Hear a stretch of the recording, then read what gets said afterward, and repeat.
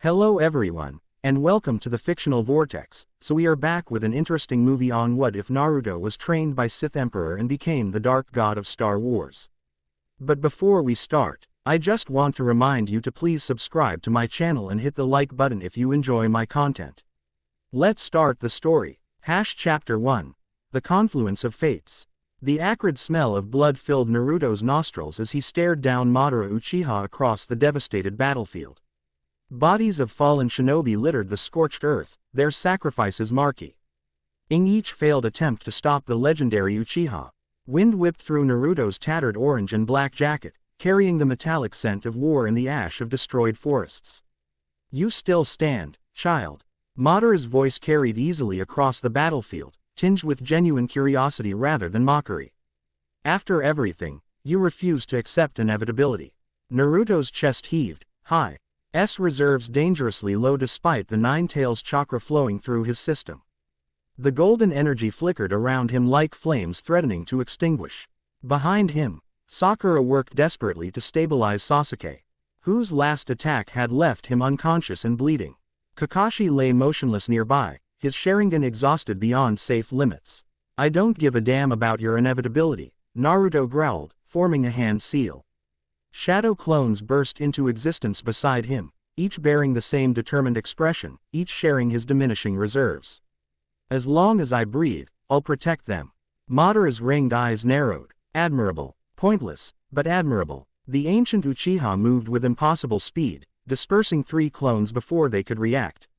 Wood release techniques erupted from the ground, impaling 2 more. Naruto gritted his teeth, using each clone's death to gather intelligence, to formulate a strategy that seemed increasingly impossible. "Naruto." Sakura's voice carried desperation. His chakra points. "There's a pattern to the flow." Understanding flashed between them, years of teamwork distilled into a single shared glance. Naruto nodded almost imperceptibly as he created another wave of clones, each darting in different directions to surround Madara. The legendary Uchiha merely smiled, clearly unimpressed by the tactic he had already countered multiple times. "The same approach yields the same results, boy," he called out, hands forming seals with practiced precision. But Naruto wasn't listening. Deep within his mindscape, he stood before the massive gate that housed Kurama, the nine-tailed fox, once his prisoner and now his reluctant partner. "We need everything," Naruto told the massive creature. "Not just chakra. Your full cooperation." Kurama's massive red eyes studied him, ancient wisdom and caution evident in their depths. "What you're suggesting could kill us both, Kit. The seal wasn't designed for complete integration. If we don't try, everyone dies anyway," Naruto replied, unflinching. "Kurama, please." The massive fox was silent for a heartbeat, then let out a sound between a sigh and a growl. "Very well, but on the other side of this, you and I will have a very different relationship." Back on the battlefield, Madara paused, sensing the shift in Naruto's chakra. The boy's appearance began to change, not the typical transformation into Nine Tails chakra mode that Madara had already countered, but something fundamentally different. The chakra wasn't just surrounding Naruto anymore, it was merging with him in ways that defied normal Jinchuriki transformations. "Interesting," Madara murmured, genuine curiosity replacing his condescension. "You continue to surprise me." Naruto's eyes snapped open, now a deep crimson with slitted pupils, but retaining their human shape. 9 tails of pure chakra energy flared behind him, but they moved with deliberate purpose rather than wild energy. Isker marks deepened on his face as canines elongated slightly. Most remarkably, patterns of sealing script appeared on his skin, flowing like living calligraphy in an ancient language. "This ends now." Naruto's voice carried dual tones, his own and something deeper, more primal. The blonde shinobi moved with blinding speed, faster than he'd ever been before. His first strike caught even Madara by surprise, connecting solidly with the ancient Uchiha's chest and sending him flying backward through stone formations. Naruto didn't pause, following through with a barrage of attacks that seemed to come from everywhere at once. Madara recovered quickly, Rinnegan activating to its full potential. "Yes," he laughed, genuine excitement in his voice as he countered Naruto's assault. "Show me what a modern Jinchuriki can truly accomplish." They clashed in the center of the battlefield, each strike releasing shockwaves that further devastated the landscape. Naruto's new form allowed him to perceive Madara's movements differently, seeing not just physical attacks but the flow of chakra that preceded them. He dodged techniques that hadn't even fully formed yet, countering with his own attacks that targeted specific chakra points. Impossible, Madara breathed as one of Naruto's strikes disrupted his wood-release technique before it could materialize. You're reading the chakra formation itself.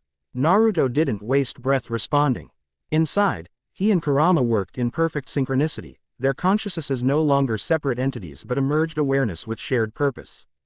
They pushed further, drawing on more power as the sealing script on Naruto's skin glowed brighter. The seal at his stomach, the original 4th Hokage's 8 trigrams seal, began to pulse with energy. Not weakening as it had during previous transformations, but changing, reconfiguring itself as Naruto and Kurama's chakra networks intertwined in unprecedented ways.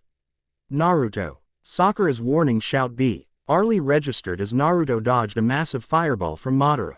Something's happening to your chakra network, it's destabilizing. He could feel it too, the immense power threatening to tear him apart from within. The merger with Kurama was releasing more energy than his body could safely channel. The seal was evolving to compensate, but not quickly enough. Madara sensed the instability and pressed his advantage, launching a complex series of attacks designed to further disrupt Naruto's chakra control. Remarkable power, the Uchiha acknowledged, but power without control leads only to self-destruction. Naruto formed a Rasengan in each hand, but these were different, infused with Kurama's chakra and his own imperfect balance. The spiraling spheres pulsed with an intensity that made the air itself warp around them. He charged Madara, determination etched in every line of his face. The collision of techniques created a blinding flash, a moment of perfect stillness before reality itself seemed to tear. Naruto felt it first, the fabric of space-time stretching, warping around the point where his Rasengan met Madara's defensive technique. Not a normal explosion, but something stranger, more fundamental. What is this? Madara's voice held genuine surprise as the distortion expanded between them. The seal on Naruto's stomach flared with impossible brightness, the script spreading further across his body. Inside their shared mindscape, Kurama roared in warning. Kit, the seal is interacting with the space-time distortion. It's creating some kind of... The fox's warning was cut short as reality ruptured. A vortex formed at the point of impact, not like Kakashi's Kamui or any space-time ninjutsu Naruto had encountered before. This was raw, uncontrolled, a tear in the fundamental structure of their world. Naruto! Sakura screamed, trying to reach him but held back by the sheer force emanating from the distortion. He caught one last glimpse of his friends, Sakura's outstretched hand. Sasuke beginning to stir, Kakashi pushing himself up despite his exhaustion, before the vortex collapsed inward, pulling him into absolute darkness. The sensation defied description, not falling, not flying, but existing in a place where direction had no meaning. Naruto felt his body being pulled apart at the molecular level, then reassembled in patterns that shouldn't be possible. Time stretched and compressed simultaneously. Through it all, his consciousness remained bound to Kurama's, their merged awareness the only constant in the chaotic void. Hold on, Kit, Kurama's voice echoed strangely. Something is drawing us somewhere specific. This isn't random. Naruto couldn't respond, couldn't form thoughts beyond the basic awareness of continued existence. The seal script covering his body glowed through the void, the only light in an endless darkness. It pulsed in complex patterns, somehow navigating the impossible space between worlds. Then, after what might have been seconds or centuries, a point of light appeared in the distance. It grew rapidly, resolving into a swirling gateway unlike anything in Naruto's experience. Beyond it, he glimpsed unfamiliar stars, a night sky with constellations he couldn't recognize. Brace yourself, Kurama warned as they accelerated toward the light. Whatever's on the other side isn't our world. The transition back to physical reality hit Naruto like a bijuu's tail to the chest. One moment he was traversing the void, the next he was materializing 30 feet above solid ground. Golden chakra cloak surrounding him flickering wildly before disappearing entirely. Gravity reasserted its dominance immediately and unforgivingly. Naruto crashed through the canopy of alien trees. bouncing painfully off branches thick enough to stop a normal human completely. Only his enhanced durability as a Jinchuriki prevented the fall from killing him outright. He hit the ground with enough force to create a small crater, the impact driving precious oxygen from his lungs. For several minutes, he could only lie there, struggling to breathe as his body attempted to recover from interdom. Emotional travel and physical trauma simultaneously. The seal on his stomach burned like molten metal, but the script that had spread across his body had faded. Inside, he felt Kurama's presence, but different, somehow both closer and more distant than before. "Kurama," he managed to whisper aloud, his voice ragged. "I'm here," came the reply, the fox's voice strangely echoing. "But something has changed. The seal, it's been reconfigured by whatever brought us here." Naruto forced himself to sit up, wincing at the protest from his battered body. The forest around him was unlike any he'd seen before. Massive trees with smooth, dark bark stretched toward a sky filled with unfamiliar stars. The air itself felt different, carrying scents he couldn't identify and a heavy moisture that settled on his skin. But most disturbing was what he couldn't sense. The natural chakra that permeated his world was absent, replaced by something similar yet fundamentally different. It flowed around him, through him, interacting strangely with his own chakra and Kurama's. "Where are we?" he asked, finally managing to stand on shaky legs. "Not our world," Kurama replied, his mental voice troubled. "This energy, it's not chakra as we know it, but it responds to us. I can feel it trying to interact with our chakra system." Naruto closed his eyes, attempting to center himself. When he tried to gather chakra, it came sluggishly, mixed with the strange energy of this place. His attempt at creating a shadow clone resulted in a malformed copy that dispersed almost immediately. "That's not good," he muttered, looking around with growing concern. The unfamiliar forest suddenly seemed more threatening, its shadows deeper, its sounds more ominous. "We need to figure out where we are and how to get back." He picked a direction at random and began walking, each step becoming steadier as his body recovered. The strange energy of this world continued to flow around him, and with each passing minute, he became more aware of it, not just as an abstract presence, but as something he could potentially sense and direct, much like natural chakra. After an hour of cautious travel, Naruto detected something else. Sentient presences, multiple individuals moving with purpose through the forest. Their energy signatures felt strange, but recognizably humanoid. More concerning was the malevolence he sensed from them. A darkness that reminded him uncomfortably of the hatred he'd felt from Sasuke during their darkest encounters. "Careful," Kurama warned unnecessarily. "Their energy is attuned to this world's power. And they feel practiced in its use." Naruto nodded silently, slipping into the shadows with the stealth ingrained by years of shinobi training. He moved from tree to tree, approaching the sources of the energy signatures with caution. As he drew nearer, voices became audible, speaking a language he'd never heard before, yet somehow understood. The energy spike came from this sector. A male voice stated flatly, "Lord Vogel wants whatever caused it found and secured immediately."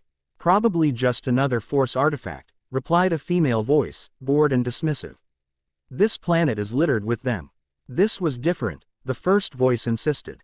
The readings were off the charts, and the energy signature didn't match any known force phenomenon.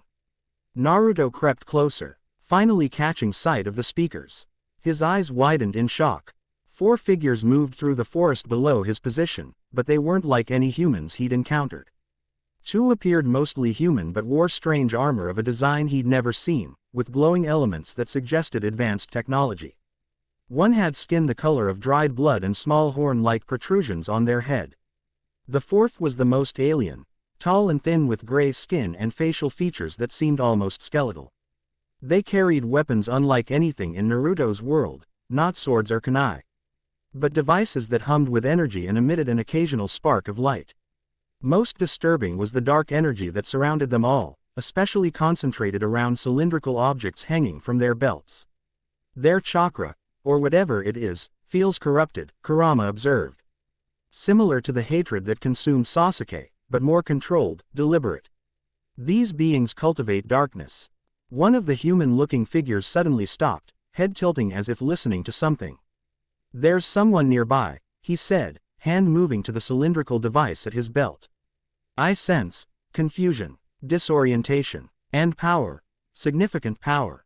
Naruto cursed silently. Somehow, they were sensing him despite his concealment. Before he could decide on a course of action, the red-skinned being made a gesture. And Naruto felt an invisible force wrap around his body, yanking him violently from his perch. He crashed to the ground in front of the four figures, immediately rolling to his feet in a defensive stance. The cylindrical devices were in their hands now, and with a series of distinctive sounds, blades of crimson energy extended from each, lightsabers, though Naruto had no context for what he was seeing. Interesting, said the gray-skinned alien, studying Naruto with unnerving intensity. Human, but his force signature is unlike anything I've encountered. Almost as if he has two distinct signatures overlapping. Who are you? Naruto demanded, gathering what chakra he could manage. What is this place? The four exchanged glances, and Naruto caught a flicker of surprise from them, evidently. They hadn't expected him to speak their language. You stand before servants of the Sith Emperor, the red-skinned being replied, a cruel smile revealing pointed teeth. This is Dromund Kaas, heart of the Sith Empire. And you, strange one, have appeared at a most fortuitous time. Naruto didn't recognize any of the terms, but the hostility was unmistakable. He formed a familiar hand seal, concentrating on stabilizing his chakra despite its strange interaction with this world's energy. Shadow Clone Jutsu. This time, the technique worked, partially.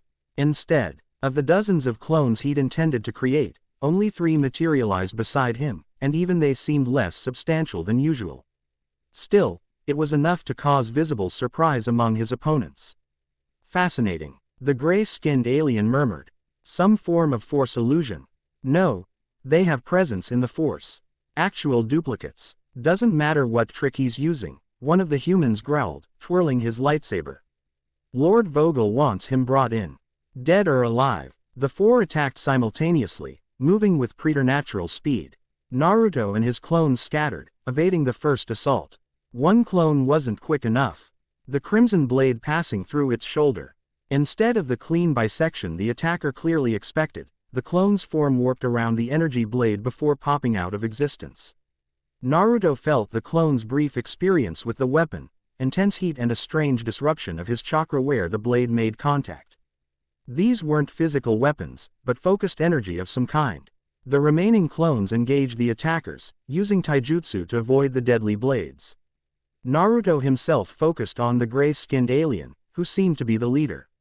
As he closed the distance, the alien made a pushing gesture, and Naruto felt himself hit by what felt like almighty push, Shinra Tensei, though less refined and powerful than Pain's version. He slammed into a tree but recovered quickly, analyzing what he'd experienced. These beings were manipulating the strange energy of this world, the force they had mentioned, in ways reminiscent of chakra techniques. But with different execution and limitations.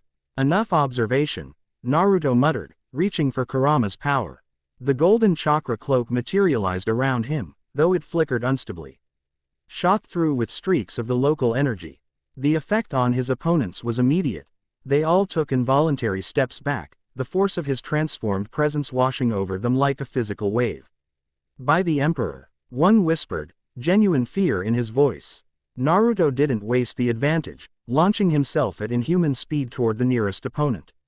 His chakra-enhanced strike connected with the human's chest, sending him flying into the underbrush.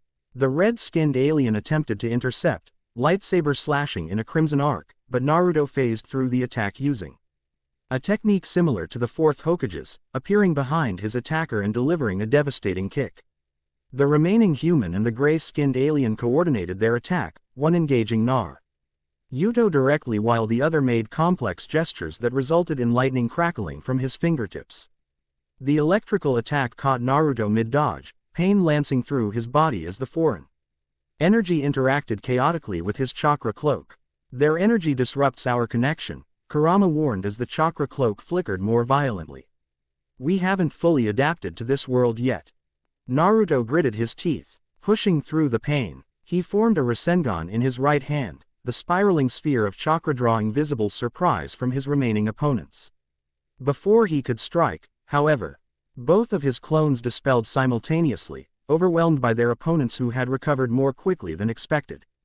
The momentary distraction of absorbing the clones' experiences cost him. The gray-skinned alien made another gesture, and Naruto found himself immobilized, held in place by invisible bonds.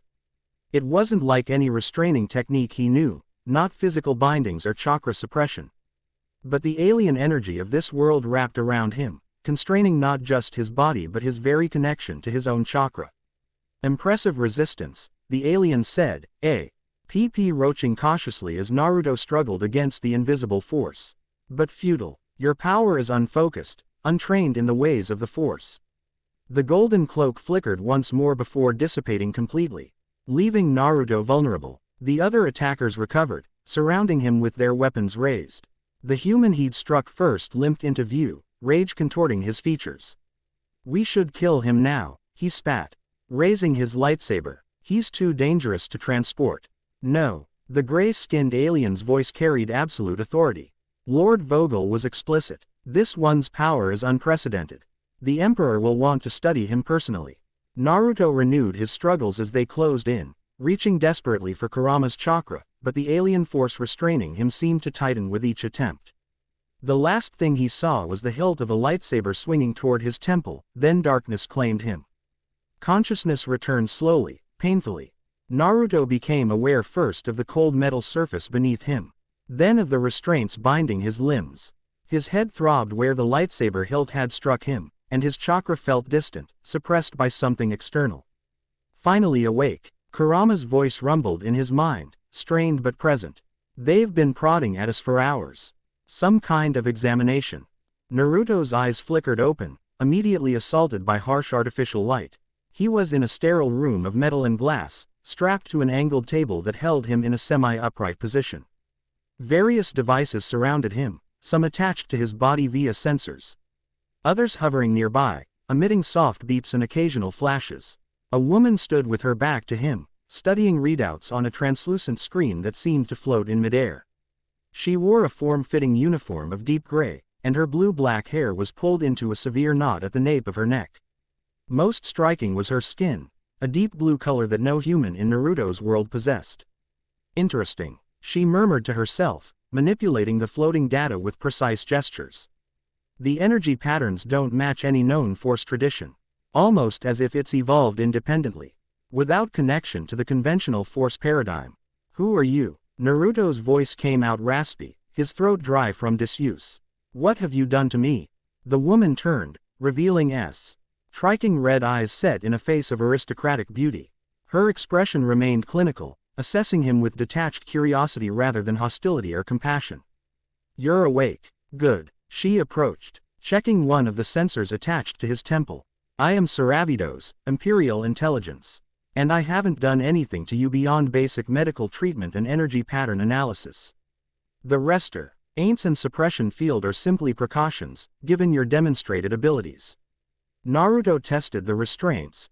Solid metal bands around his wrists, ankles, and torso, reinforced by some kind of energy field he could feel humming against his skin. Where am I? He asked, deciding to gather information while assessing his situation. You're in a secure research facility beneath the Imperial Citadel on Dromund Cause. Saravidos replied, returning to her data screen. Consider yourself fortunate. Most anomalies like yourself are immediately terminated or sent to the more invasive research divisions. Your unique energy signature earned you special consideration. Naruto processed this information, noting both the threat and the implied protection in her words.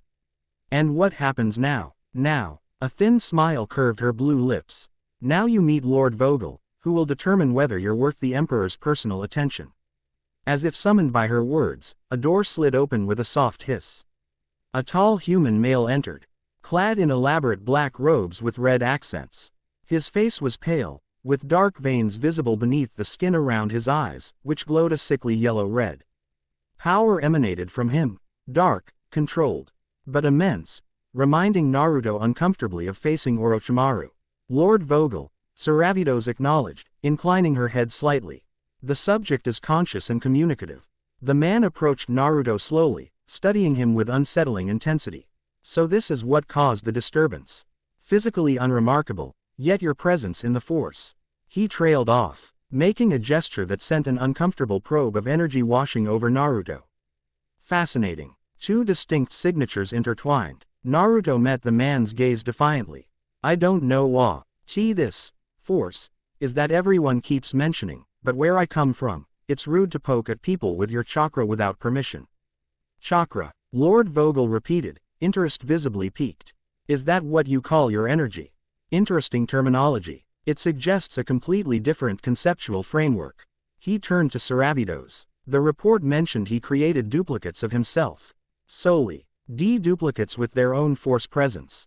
Correct, my lord, she replied, bringing up new data on her screen.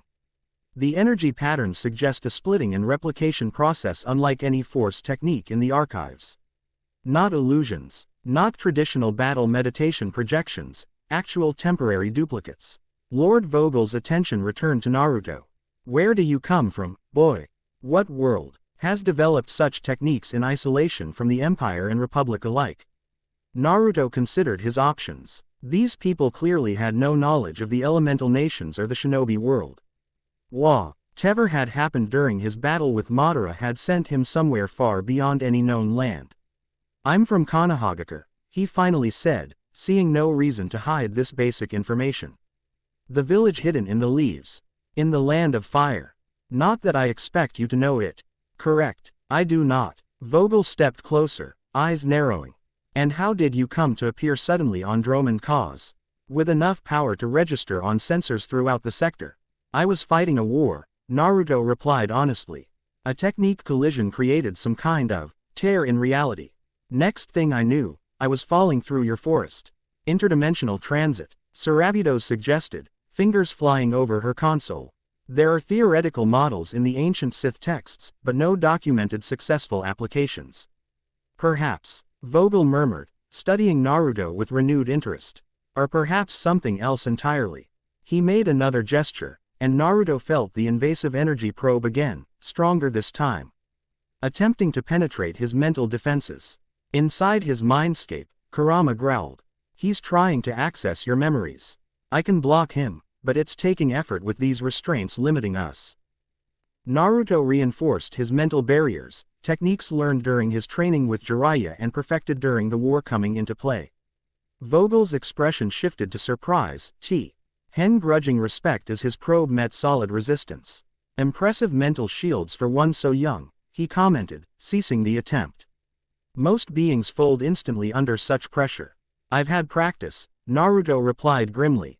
Memories of Yamanaka clan techniques and various genjutsu attempts flashing through his mind. I'm sure you have. Vogel stepped back, addressing Saravidos without looking away from Naruto. Prepare him for transport to the Emperor's sanctum. His immortal majesty has expressed personal interest after reviewing the preliminary reports. Saravidos's composure slipped momentarily, revealing genuine surprise. The Emperor himself, not just the Dark Council. Indeed. Vogel's thin lips curved into what might generously be called a smile. It seems our visitor has attracted the highest attention possible. Something about his dual energy signature particularly intrigued His Majesty. Naruto didn't like the sound of that at all. He had no context for understanding who or what this Emperor might be, but the reaction of these clearly powerful individuals suggested someone or something far more dangerous than themselves. I don't like this, Kurama agreed. The dark energy around these beings is concerning enough, but I sense something vast and ancient behind this Emperor they revere. Something that feels familiar in the worst possible way. Before Naruto could respond internally, the restraints around him hummed with increased energy. A cold sensation spread through his body as some kind of sedative was administered through one of the attached devices. This isn't necessary, he protested, fighting against the encroaching numbness. On the contrary, Vogel replied dispassionately. It's entirely necessary. The Emperor's patience is limited. And we wouldn't want any incidents during transit. As darkness began to close in again, Naruto caught one last exchange between his captors. As such heavy sedation wise, my lord?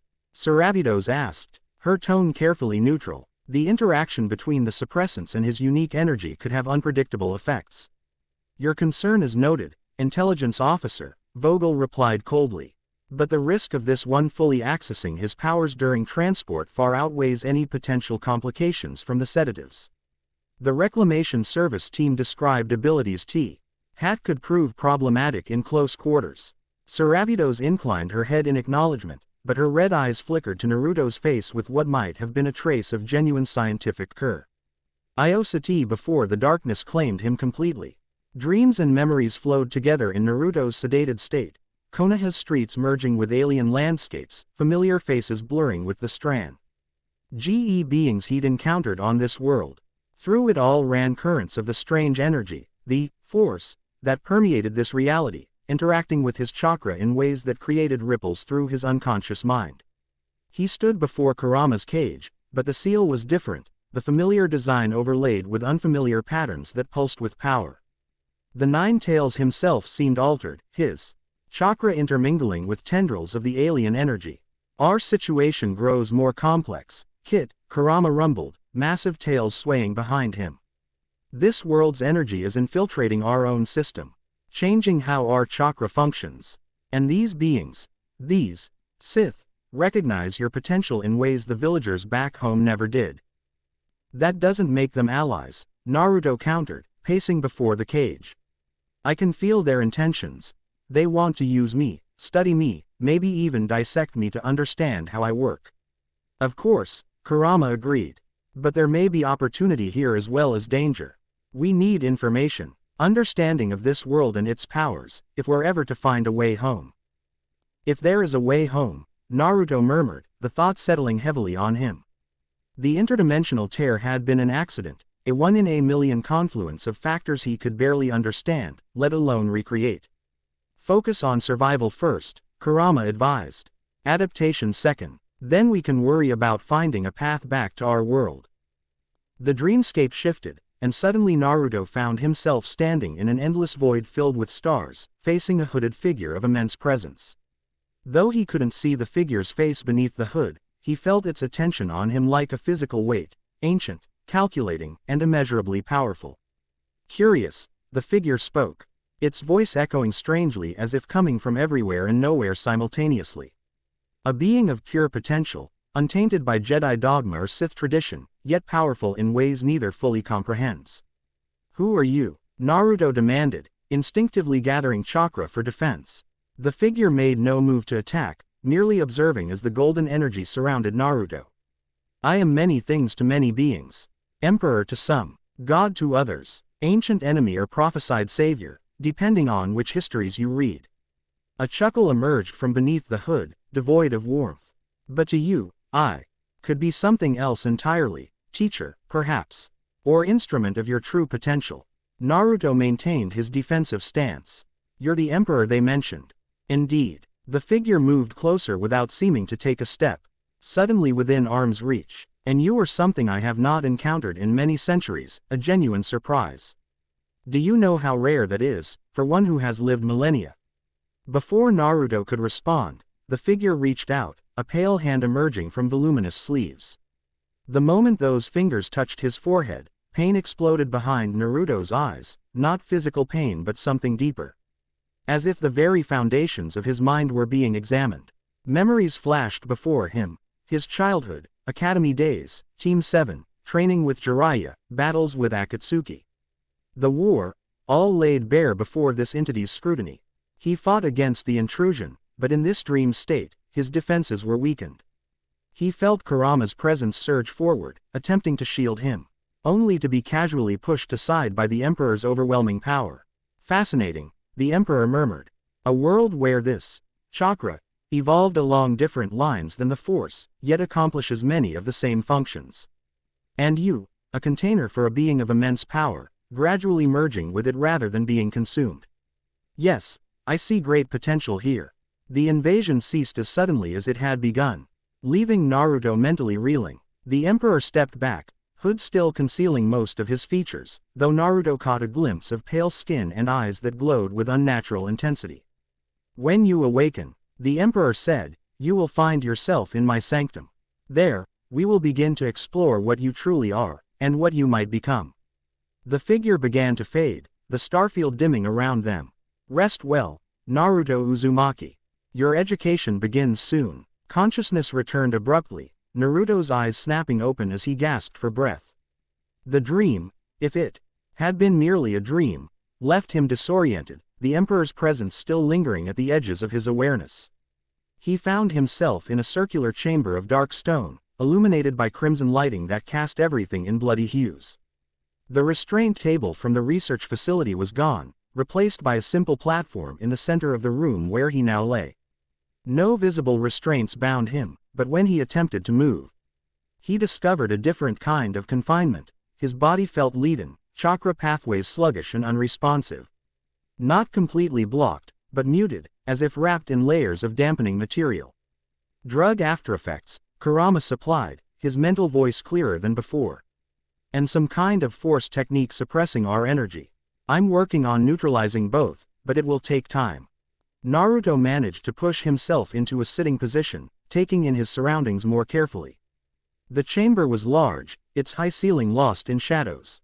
Around the perimeter stood 8 statues of armored figures, each with a lightsaber held in various poses.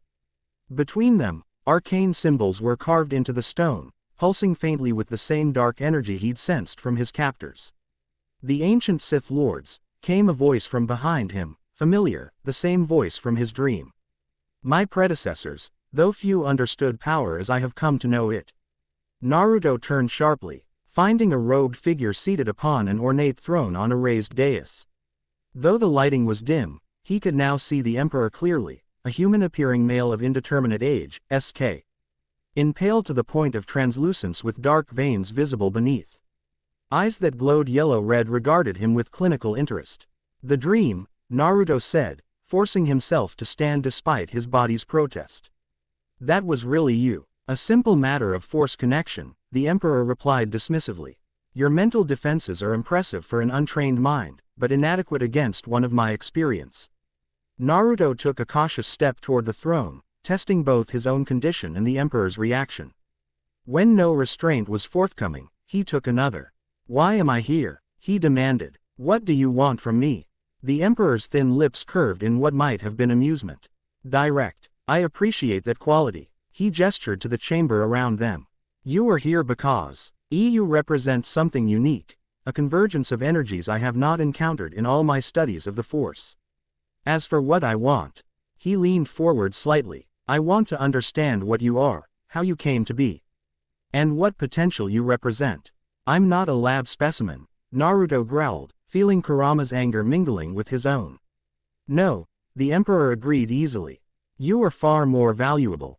A being of tremendous power, shaped by experiences and traditions entirely separate from the eternal conflict between Jedi and Sith. A blank slate, in many ways, despite your prior training. The casual dismissal of everything Naruto had learned and become rankled, but he forced himself to focus on gathering information rather than reacting emotionally. These Jedi and Sith, he said. They're the main powers in your world. In a manner of speaking. The Emperor made a dismissive gesture. Religious orders obsessed with their interpretations of the Force. The Jedi deny emotion and attachment, seeking serenity and balance. The Sith embrace passion and power, turning conflict into strength. Both are limited by their dogma, seeing only pieces of a greater whole. And you, Naruto pressed, where do you fit in this conflict? A cold smile spread across the Emperor's face. I transcend it. I am Sith by origin and title, but my understanding extends far beyond the limitations of traditional doctrine. I have lived centuries, conquered death itself, and explored aspects of the Force that most beings cannot comprehend. The casual mention of conquering death sent a chill through Naruto. Memories of Orochimaru's similar obsession rising unbidden. And now you want to understand me and my chakra. Precisely. The Emperor rose from his throne, descending the steps with measured grace. Even standing on equal footing, his presence remained overwhelming, not physically imposing, but radiating power that made the air itself feel heavy. Your chakra represents a different, evolutionary path for energy manipulation than our Force traditions. The potential applications are intriguing. As he approached, Naruto felt the suppression on his chakra intensify. A subtle reminder of who controlled the situation. And if I refuse to cooperate? Naruto challenged, meeting the Emperor's gaze despite the pressure of his presence. Refusal would be unfortunate, the Emperor replied, circling Naruto slowly. There are methods to extract information directly, though they tend to leave the subject's mind in fragments. I would prefer voluntary cooperation, as it preserves the most interesting aspects of your potential. The threat was clear, delivered with the casual confidence of one accustomed to absolute power. Naruto weighed his options carefully, aware that in his current condition, direct confrontation would be suicidal. What exactly are you proposing? He asked, buying time as Kurama continued working to clear the suppressants from his system. The Emperor completed his circuit, stopping directly before Naruto. Training, education, an exchange of knowledge. I will teach you to harness the Force as I understand it, and you will allow me to study how it interacts with your native abilities. And in return, you gain power beyond what your world could offer, and the potential to one day return to it, should that remain your desire. The Emperor's glowing eyes narrowed slightly. I am not offering mere survival, boy. I am offering ascension. Naruto felt Kurama's skepticism mirror his own. The offer was too convenient, too perfectly tailored to his situation. Yet he couldn't deny the opportunity it presented, to learn about this world, its powers, and possibly find a way home eventually. You invaded my mind, Naruto said flatly. You know I won't become your puppet or abandon what I believe in, no matter what power you offer. To his surprise, the Emperor laughed, a dry sound like ancient parchment rustling. Of course not. That determination, that unwillingness to be shaped by others' expectations, is precisely what makes you valuable. Mindless servants are plentiful and disposable. Beings with true potential and he will to pursue it are infinitely rarer. He made a gesture, and Naruto felt the suppression on his chakra ease slightly, not removed entirely, but loosened enough to allow greater freedom of movement. Consider this a gesture of good faith, the Emperor said. Enough freedom to make a choice, not enough to threaten my sanctum should you choose unwisely. Naruto tested his chakra flow, finding it responsive though still somewhat dulled. He considered creating a shadow clone as further test, but decided against revealing too much of his recovery. We should accept for now, Kurama advised unexpectedly. We're in no position to fight, and his knowledge could prove valuable. Time and information are what we need most. I accept your offer, Naruto said carefully, with conditions. No more mind invasions without permission. No experiments that might harm me or the Nine Tails. And I want access to information about this world, not just Force techniques, but history, geography, technology. The Emperor's expression remained unreadable, but Naruto sensed a flicker of amusement from him. Negotiating terms with the Emperor of the Sith. How novel. He inclined his head slightly.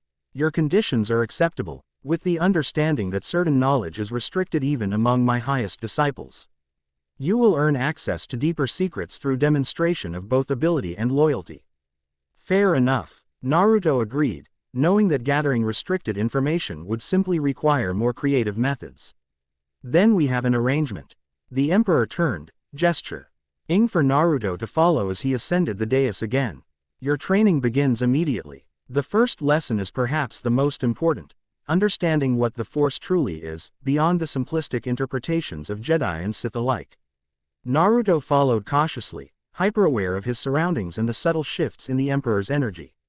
As he reached the top of the dais, the Emperor activated something on his throne's armrest, causing a holographic display to appear in midair, a galaxy of stars spinning slowly before them. Your world exists somewhere beyond known space, the Emperor said, manipulating the display with slight gestures. Perhaps in another dimension entirely, as you suggested. But the Force, or something akin to it, clearly exists there as well, manifesting as what you call chakra. The display zoomed in on a particular section, highlighting energy flows between star systems that Naruto couldn't identify. The Force is not merely an energy field, but the fundamental connection between all living things, the Emperor continued. It binds the galaxy together, influences events on scales both cosmic and microscopic. The Jedi speak of its will, as if it were a sentient entity guiding all things toward some predetermined harmony. The Sith view it as a tool, a resource to be harnessed and bent to one's desires. And your view? Naruto prompted when the Emperor paused. Those glowing eyes shifted to him, studying his reaction. I see it as potential made manifest, neither inherently light nor dark, neither good nor evil, but responsive to will and intention. It can create or destroy, preserve or transform, connect or isolate. The limitations most Force users experience are self-imposed, products of doctrine and fear rather than true understanding. The display shifted again, showing what appeared to be energy patterns within a humanoid form, similar to the chakra network Naruto was familiar with, but with differences in flow and concentration. Ost beings have some connection to the Force, though few develop the sensitivity to consciously manipulate it, the Emperor explained. Those who do typically train in established traditions with rigid methodologies. Jedi emphasize calm, control, and suppression of emotion. Sith channel passion, anger, desire. Both achieve results, but both are ultimately limited by their approaches. And your approach? Naruto asked, genuinely curious despite his wariness. I embrace all aspects of the Force, all emotions, all techniques, without the artificial constraints of tradition. The Emperor manipulated the display again, showing energy patterns shifting and transforming in ways that seemed to defy the natural flow. Where others see boundaries, I see only transitions to be navigated. Where they accept limitations, I perceive challenges to overcome. Naruto watched the display, recognizing parallels to how he'd adapted and evolved his own techniques over time, combining elements that others considered separate or incompatible. Your chakra, the Emperor continued, operates on principles both similar to and different from the Force as we understand it. The network through which it flows resembles our understanding of Force sensitivity, but with greater structure and definition.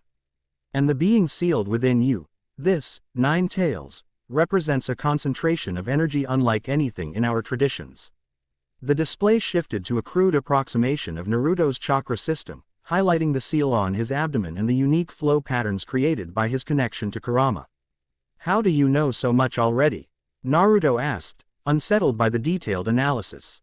My brief connection to your mind revealed the basic structure, the Emperor replied. And the scientists who examined you while you were unconscious provided further data. Saravitos, in particular, has quite the analytical mind.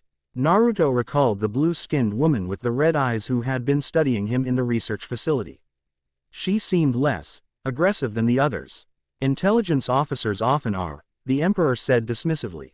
They value information over intimidation. Useful in their way, though limited in ambition.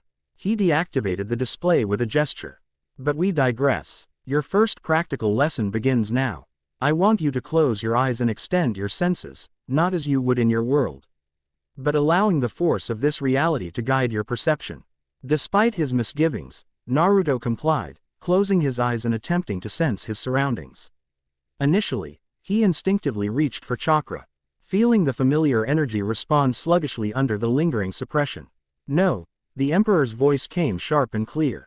Do not impose your familiar patterns. Open yourself to what exists here. What flows around you even now? Naruto adjusted his approach, trying to sense without directing, to perceive without filtering through his established techniques. Gradually, he became aware of something vast and omnipresent, the energy he'd been feeling since his arrival, but now perceived more directly. Unlike natural chakra, which had distinct patterns tied to specific life forms, this energy seemed to connect everything in ways that transcended physical proximity. Yes, the Emperor encouraged, his voice somehow both distant and intimate. That sensation of connection, of boundless potential, that is the Force in its raw state, before doctrine shapes perception. As Naruto explored this awareness, he felt different currents within the greater flow, some calm and steady, others turbulent and chaotic. Most striking were the dark eddies that seemed to concentrate around the Emperor himself, pulsing with power that simultaneously repelled and fascinated. The Force reflects emotion, intention, history, the Emperor continued. What the Jedi call the dark side is simply the Force responding to certain emotional states, anger, fear, passion, desire. They avoid these emotions, believing them corrupting. The Sith cultivate them, recognizing their power. Naruto found himself drawn to a different current, neither the serene flow the Emperor cribbed as the Jedi approach nor the turbulent darkness of the Sith. Something balanced between, or perhaps transcending both, reminiscent of the harmony he'd achieved during Sage Mode training. Interesting, the Emperor murmured, clearly sensing Naruto's focus. You naturally gravitate toward balance, despite your experiences with hatred and pain. Perhaps a product of your world's different approach to energy manipulation. Naruto opened his eyes, the sensory experience fading but not disappearing entirely. In my world, emotions fuel techniques but don't fundamentally alter the nature of chakra itself. Even the Nine Tails hatred-infused chakra is just chakra with a different flavor. A significant difference, the Emperor acknowledged. Here, intention and emotion color force use at its foundation. The same technique performed from different emotional states produces distinctly different results and consequences. He stood, moving to the edge of the dais where a series of small objects, metallic spheres, crystals, and what appeared to be writing implements, rested on a narrow table. Observe, he said, extending a hand toward the objects. They rose smoothly into the air, rotating in a complex pattern. A simple telekinetic exercise, performed with calm control. The objects continued their dance, moving with precision and grace. Now, the same action, but with different intent. The Emperor's expression hardened, something cold entering his glowing eyes. The objects' movement became abrupt, aggressive, their rotation accelerating to a blur. Without warning, the metallic spheres collided with the crystals, shattering them into glittering dust that hung suspended in the air. The fundamental technique remains the same, he explained, allowing the remaining objects to settle gently back onto the table. The difference lies entirely in the emotional current channeled through it. Naruto nodded slowly, understanding the concept even as he questioned its application. In his experience, techniques themselves were neutral. A Rasengan could protect or destroy depending on how it was used, but the chakra formation itself didn't change based on his emotional state. Your turn, the Emperor said, gesturing to a simple metallic cube on the table. Reach out with your awareness, feel the object's presence in the force, and attempt to lift it. Naruto approached the table cautiously, extending his hand as he'd seen the Emperor do. He focused on the cube, trying to sense it through this new awareness rather than his familiar chakra techniques. He felt Samat, a connection between himself and the object, tenuous but real. Don't think of it as an external manipulation, the Emperor instructed. There is no true separation between you and the object. The force connects you both. You are simply realigning that connection to achieve movement. Naruto adjusted his approach, visualizing the connection strengthening, becoming a pathway through which intention could flow. The cube trembled slightly, lifting a few millimeters before dropping back to the table. A beginning, the Emperor said, neither praise nor criticism in his tone. Your instinct to manipulate external energy is both advantage and obstacle. You understand the concept of energy flow, but your techniques rely on different principles than force manipulation. Naruto tried again, focusing more intensely on the sensation of connection he'd felt during the awareness exercise. This time, the cube rose shakily to hover about a hand's width above the table, wobbling as he maintained the tenuous control. Interesting, Kurama commented, observing through their shared consciousness. This force responds differently than chakra. Less structured, more intuitive. I can feel it interacting with our own energy, creating hybrid patterns. After maintaining the levitation for several seconds, Naruto allowed the cube to settle back onto the table, feeling a strange mental fatigue unlike the chakra depletion he was accustomed to. You adapt quickly, the Emperor observed. Though your technique lacks refinement, the raw potential is evident. He returned to his throne, studying Naruto with calculating interest. We will continue with basic exercises until you establish a functional connection to the force. Then we can explore how it interacts with your native abilities. Naruto sensed the session drawing to a close. And my request for information about this world. You will be assigned quarters appropriate to your status as my special project, the Emperor replied.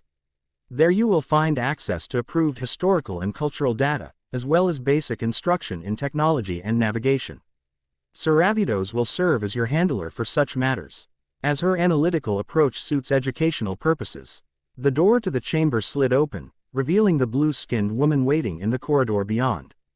Her expression remained professionally neutral, though Naruto detected a flicker of genuine curiosity in her red eyes.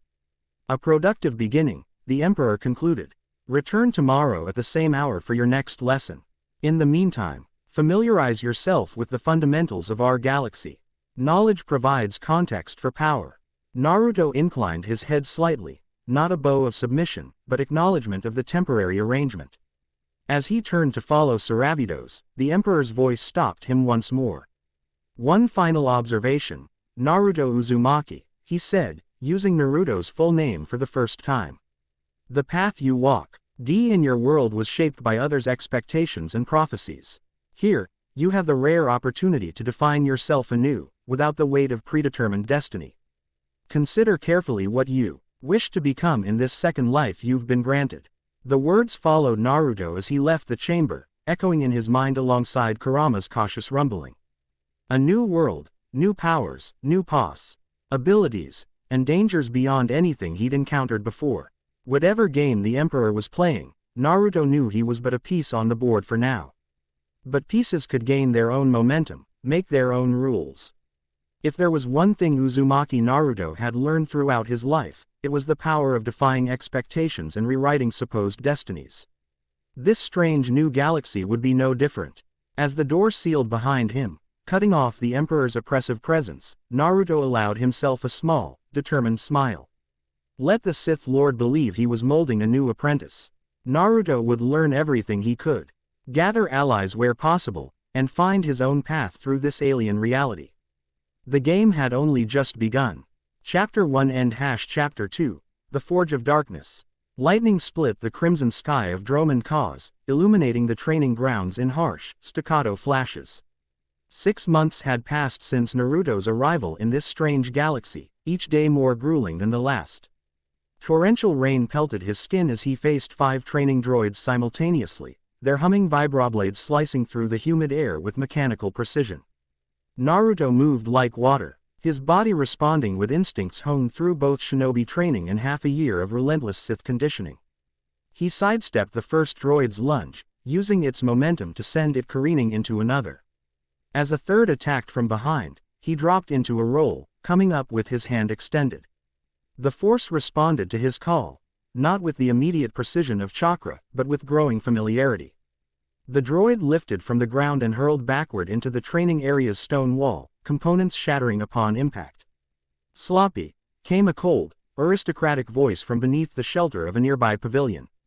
Your telekinetic control lacks finesse. Brute force is the refuge of the unskilled. Darth Sirach, a pureblood Sith with crimson skin and facial tendrils that twitched with disapproval, observed Naruto's training with perpetual dissatisfaction. As the Emperor's foremost combat instructor, Sirach had been tasked with refining the strange Outlander's fighting capabilities, an assignment he approached with sadistic enthusiasm. The droids broken either way, Naruto replied, ducking another blade and countering with a lightning-quick kick that sent the 4th droid stumbling backward. Dead is dead, whether it's pretty or not. Sirach's yellow eyes narrowed. Such thinking betrays your limitations. In true combat, precision determines survival. He made a subtle gesture, and the training droids immediately increased their attack speed by 30%. Naruto adapted instantly, his perception sharpening as he drew deeper on his hybrid reserves of chakra and force energy. Time seemed to slow around him as he wove between attacks, each movement flowing into the next with liquid grace. He still found force techniques less intuitive than chakra manipulation, but the gap narrowed with each passing week. The final droid pressed forward with a flurry of blade strikes that would have overwhelmed most acolytes. Naruto caught its arm mid-swing, channeling force energy into his grip. The droid's durasteel limb crumpled like paper beneath his fingers, circuits sparking before failing completely. Sirach's acknowledgement carried the barest hint of approval, practically effusive praise by his standards. Perhaps not entirely without promise. He tapped a command into his wrist computer, and the damaged droids retreated to their maintenance stations. Your integration of physical combat with force techniques continues to develop in unexpected ways. Naruto wiped rain from his face, his breathing controlled despite the intensity of the exercise. 6 months of constant training had transformed his body, adding lean muscle and a hardened edge to his already athletic frame. His blonde hair had grown longer, now pulled back in a short tail at the nape of his neck. The whisker marks on his cheeks seemed deeper, more pronounced, one of many subtle physical changes resulting from the unique interaction between Kurama's chakra and the Force. The Emperor will evaluate your progress personally tomorrow, Sirach continued, his tone making clear his skepticism about Naruto's readiness. I suggest you meditate on the principles of Katsusajic before then. Your understanding of the Sith code remains inadequate. Naruto bowed slightly, just enough to avoid punishment for insubordination, not enough to suggest genuine deference. I'll keep that in mind, Master Sirach. The Sith Lord's face twisted in a barely contained snarl before he turned and stalked away, his black robes billowing dramatically in the storm winds. Once alone, Naruto allowed his shoulders to relax, tension draining from his posture. You enjoy antagonizing him, Kurama observed, his voice a familiar rumble in Naruto's mind. He makes it too easy, Naruto replied internally, making his way toward the covered walkway that led back to his quarters. Besides, his techniques are impressive, even if his personality isn't. 6 months of intensive training had changed more than just Naruto's physical capabilities. His relationship with the Nine Tails had continued evolving, accelerated by the unique properties of the Force. The barrier between higher consciousnesses had grown increasingly permeable, allowing for more seamless communication and cooperation. Be careful with tomorrow's evaluation, Kurama cautioned as Naruto entered the imposing structure of the Imperial Academy. The Emperor sees more than he reveals. These past months, he's been testing more than just your combat abilities. Naruto nodded imperceptibly, mindful of the surveillance droids that monitored the Academy corridors. The Emperor's interest in him remained intense and unsettling. Weekly, private lessons had continued since his arrival, each session leaving Naruto with new knowledge and new questions about the ancient Sith's true intentions. Uzumaki. A sharp voice cut through his thoughts. Still alive, I see. Disappointing. Caius Vorin, an acolyte with pale skin and meticulously groomed black hair, leaned against the corridor wall with practiced nonchalance. Despite being several years older than Naruto, his progress in Force technique had been consistently overshadowed by the mysterious Outlander's rapid advancement, a fact that fueled his barely concealed hatred. Vorin, Naruto acknowledged without breaking stride. Still lurking in hallways instead of training. No wonder you can't keep up. Caius pushed off the wall, hand moving to the training lightsaber at his belt, a privilege recently earned that he flaunted at every opportunity. Some of us advance through proper channels, not by being the Emperor's pet curiosity. Naruto stopped, turning to face the arrogant acolyte with calm detachment that he knew would infuriate Caius more than any display of anger. Is there something you actually want, or are you just filling your daily quota of failed intimidation attempts? 2 other acolytes, Caius's usual sycophants, appeared at the end of the hallway, moving to flank their leader. All 3 wore the distinctive black and gray uniforms of advanced academy students, marked with insignias indicating their specializations in combat techniques.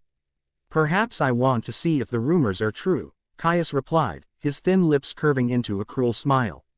They say the Emperor's foreign pet can heal from any wound almost instantly. A fascinating biological trait that deserves scientific verification. The threat hung in the air between them, echoing in the empty corridor. 6 months ago, Naruto might have responded with immediate aggression or indignation. Now, he simply assessed the tactical situation with cool precision, weighing potential responses against likely outcomes. 3 against 1. Naruto raised an eyebrow. Not very sporting, or confident. Academy regulations prohibit unsanctioned dueling, came a new voice, crisp and analytical. Saravitos approached from a connecting corridor, her Imperial Intelligence uniform immaculate as always. A fact I'm certain all parties are aware of, given the numerous reminder notifications issued this semester. Caius's expression soured, though he quickly masked it with practiced deference. Officer Saravitos. We were merely engaging in academic discussion regarding unique Force adaptations. Indeed. Sira's red eyes flickered between the acolytes, her blue face revealing nothing. Such discussions are best continued in designated study areas, not restricted transit corridors. The dismissal was clear. With poorly concealed frustration, Caius and his companions continued down the hallway, though not before the lead acolyte shot Naruto a final glare of promised retribution. When they were out of earshot, Naruto turned to Sakura. "I could have handled that without intervention." "Undoubtedly," she agreed, falling into step beside him as they continued toward the residential section. "However, intelligence has invested considerable resources in your development. Allowing you to be temporarily incapacitated by mediocre acolytes with inferiority complexes would represent poor asset management." Over the months, Naruto had grown accustomed to Saravidos's clinical manner, recognizing it as a protective facade rather than genuine emotional detachment. As his assigned handler for non-force education, she had spent hundreds of hours instructing him on galactic history, technology, cultural contexts, and imperial protocols. Their relationship remained formal but had developed an undercurrent of mutual respect. "The Emperor requested an intelligence briefing on your adaptation progress," she continued as they reached his quarters, significantly more spacious than those of regular acolytes, another source of resentment among his peers. "Your linguistic integration is now within standard parameters, and your technological competency exceeds projections by approximately 37%. Good to know I'm meeting your statistical expectations." Naruto replied dryly, keying open his door. "Any other metrics you're tracking that I should know about?" Sakura followed him inside, removing a data pad from her uniform pocket. "Several. Most notably, your force sensitivity readings continue to display anomalous patterns that defy standard classification.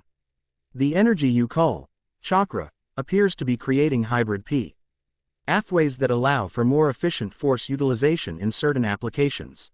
The interior of Naruto's quarters reflected his growing understanding of this new world, standard imperial furnishings, interspersed with items that reminded him of home. A calligraphy set similar to those used in Konoha sat on a desk beside advanced data pads. Combat wrappings reminiscent of shinobi gear hung near Sith training attire. "The Emperor remains particularly interested in your accelerated healing factor," Sakura continued, setting her datapad on the room's central table and activating a holographic display. "Medical analysis indicates that injuries which would incapacitate normal humans for weeks heal within hours in your case. Even lightsaber wounds, which typically resist conventional healing techniques, show similar regenerative response." Naruto moved to the room's small kitchenette, preparing 2 cups of a Dromund Cause tea variant he'd grown accustomed to. "Tell me something I don't already know, Sakura."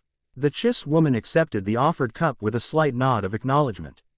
"Very well. Intelligence has intercepted communications suggesting that your presence has attracted attention beyond imperial borders. There are indications that Republic assets may have been tasked with confirming rumors of the Emperor's unprecedented apprentice." This was indeed new information. Naruto settled into a chair across from her. "Considering the implications, the Emperor hasn't mentioned this. His immortal majesty operates on a need-to-know basis," Sakura replied with practiced neutrality, though Naruto detected a hint of sardonic undertone. "However, your scheduled training mission tomorrow may be partially motivated by such security considerations." Training mission. This was the first Naruto had heard of any off-world assignment. "What training mission?" Sakura's expression remained professionally blank, though her red eyes studied him with characteristic intensity. "You haven't been briefed. Interesting." She tapped several commands into her datapad. "According to intelligence protocols, you should have been notified 12 standard hours ago regarding deployment to secure an archaeological site on Athos. The mission classification indicates potential exposure to ancient Sith artifacts and hostile indigenous species." Naruto leaned back, absorbing this information. In 6 months, he had not been permitted to leave Dromund Cause, his training confined to the academy and the Emperor's personal facilities. A sudden off-world mission suggested changing priorities, or testing parameters. "Who else is assigned to this mission?" he asked, mind already analyzing potential scenarios. "A standard archaeological security detail from the Reclamation Service, plus overseer from the Dark Council's sphere of ancient knowledge." Sakura paused, something almost like concern flickering across her features. "Naruto, these excavations frequently encounter defenses that have claimed experienced Sith lords. The mortality rate for security personnel exceeds 60%. The use of his first name, something she rarely did in professional contexts, underscored the seriousness of her warning. Naruto appreciated the gesture but offered a confident smile in return. Worried about your investment, Officer Saravidos. Her expression cooled immediately. Merely providing contextual data to optimize mission preparation. She rose, gathering her datapad. A complete briefing package will be delivered to your terminal within the hour. The shuttle departs at 0500 from the military spaceport. As she moved toward the door, Naruto called after her. Sira. When she paused, he continued more seriously. Thank you for the heads up. She offered a slight incline of her head, the closest thing to warmth the disciplined intelligence officer typically displayed, before departing, leaving Naruto to contemplate this unexpected development. A test, Kurama rumbled once they were alone. The Emperor grows impatient to see your full capabilities in field conditions. Or he needs something specific from this archaeological site, Naruto countered, moving his terminal to review what information was already available. Either way, it's our first opportunity to operate outside his direct supervision. The Nine-Tails' presence in his mind had grown more distinct yet paradoxically more integrated over the months of exposure to the Force. Kurama's chakra, once sharply differentiated from Naruto's own, now flowed with more fluid boundaries, influenced by the omnipresent Force energy that permeated this galaxy. The dark side influences us both, Kurama acknowledged, sensing Naruto's thoughts. This environment naturally resonates with my more aggressive aspects. We should remain vigilant against unconscious corruption. Naruto nodded absently, scrolling through preliminary data on Athos, a remote world with ancient Sith ruins dating back thousands of years. The mission parameters seemed straightforward: provide security for Reclamation Service archaeologists as they explored a newly discovered temple complex. Yet experience had taught him that nothing involving the Sith Empire was ever as simple as it appeared on the surface. As night fell over Droman Cause, Naruto prepared methodically for the mission ahead. He cleaned and checked his equipment, a blend of Imperial tech and adaptations reminiscent of shinobi tools. His training attire, modified to incorporate elements of his original outfit's functionality while conforming to Imperial aesthetic standards, laid ready beside a small pack of essentials. Sleep came fitfully, his dreams troubled by visions of Konoha intermingled with alien landscapes and whispered voices speaking in ancient Sith dialects. When his alarm sounded at 0400, he rose immediately, fully alert despite the minimal rest. The military spaceport hummed with pre-dawn activity when Naruto arrived. Imperial troops and droids moving with practiced efficiency beneath floodlights that cut through the persistent Droman Cause gloom. Rain fell in steady sheets, giving the Duracrete landing pads a mere ROR-like sheen that reflected the red warning lights of vessels preparing for departure. Uzumaki. A sharp, female voice cut through the ambient noise. Over here. The speaker stood beneath the X-tended loading ramp of a sleek Imperial shuttle, her slender frame wrapped in the distinctive armor of the Reclamation Service, black plates accented with crimson detailing that seemed to absorb rather than reflect the surrounding light. What immediately caught Naruto's attention, however, was her face, or rather, the lack of visible eyes. Where eyes should have been, a solid band of material wrapped around the upper portion of her face, secured by an intricate headpiece that integrated with her armor. As Naruto approached, he realized he was looking at a Miraluka, a near-human species he'd read about during his cultural studies. Blind from birth, they saw exclusively through the Force, perceiving the world in ways that even trained Force users could only approximate. Lina Mahariel, Seni, our field agent for the Reclamation Service, she introduced herself, her accent crisp and distinctive, Caucasian with undertones of something more refined. You're the Emperor's special project, I take it. Her tone carried neither the contempt Naruto had grown accustomed to from most Sith nor the clinical detachment of Imperial intelligence. Instead, he sensed cautious curiosity tempered with professional assessment. Naruto Uzumaki, he confirmed, studying her more carefully. Despite her Reclamation Service armor, something about her stance and energy signature felt incongruous with typical Imperial personnel. I wasn't aware the Emperor had made my existence public knowledge. A small, knowing smile curved Lina's lips. He hasn't, but those of us who specialize in finding things tend to learn about new acquisitions. She gestured toward the shuttle's interior. The rest of the team is already aboard. We depart in 10 minutes. As they entered the shuttle, Naruto felt a subtle PR. Against his mental shields, a delicate force technique unlike the Emperor's invasive examinations or the blunt assessments of Academy instructors. Instinctively, he deflected the probe while allowing a controlled impression of his surface thoughts to be perceived, a technique he developed for maintaining privacy without appearing defensive. Lina's head tilted slightly, the gesture betraying both surprise and interest. Unusual mental architecture, she commented quietly, taking a seat opposite him as the shuttle's doors sealed. Not typical Sith compartmentalization. I'm not typical anything, Naruto replied with a slight smile, buckling into his restraints as the shuttle's engines powered up. But then, neither are you. The Muraluka's expression revealed nothing, but Naruto sensed a shift in her force presence, a momentary recalculation, followed by genuine amusement. Touché. The shuttle's interior housed 8 other passengers, 4 Reclamation Service archaeologists in lightweight armor, 3 Imperial troopers with heavy weaponry, and a pale, gaunt Sith who sat apart from the others, radiating disdain. This last figure, presumably the overseer mentioned in the Missio N brief, fixed Naruto with an assessing stare as the shuttle lifted off. So you're Uzumaki, the Sith said, his voice carrying the distinctive accent of Imperial nobility. Lord Vogel has spoken of your unusual abilities. I look forward to observing them firsthand.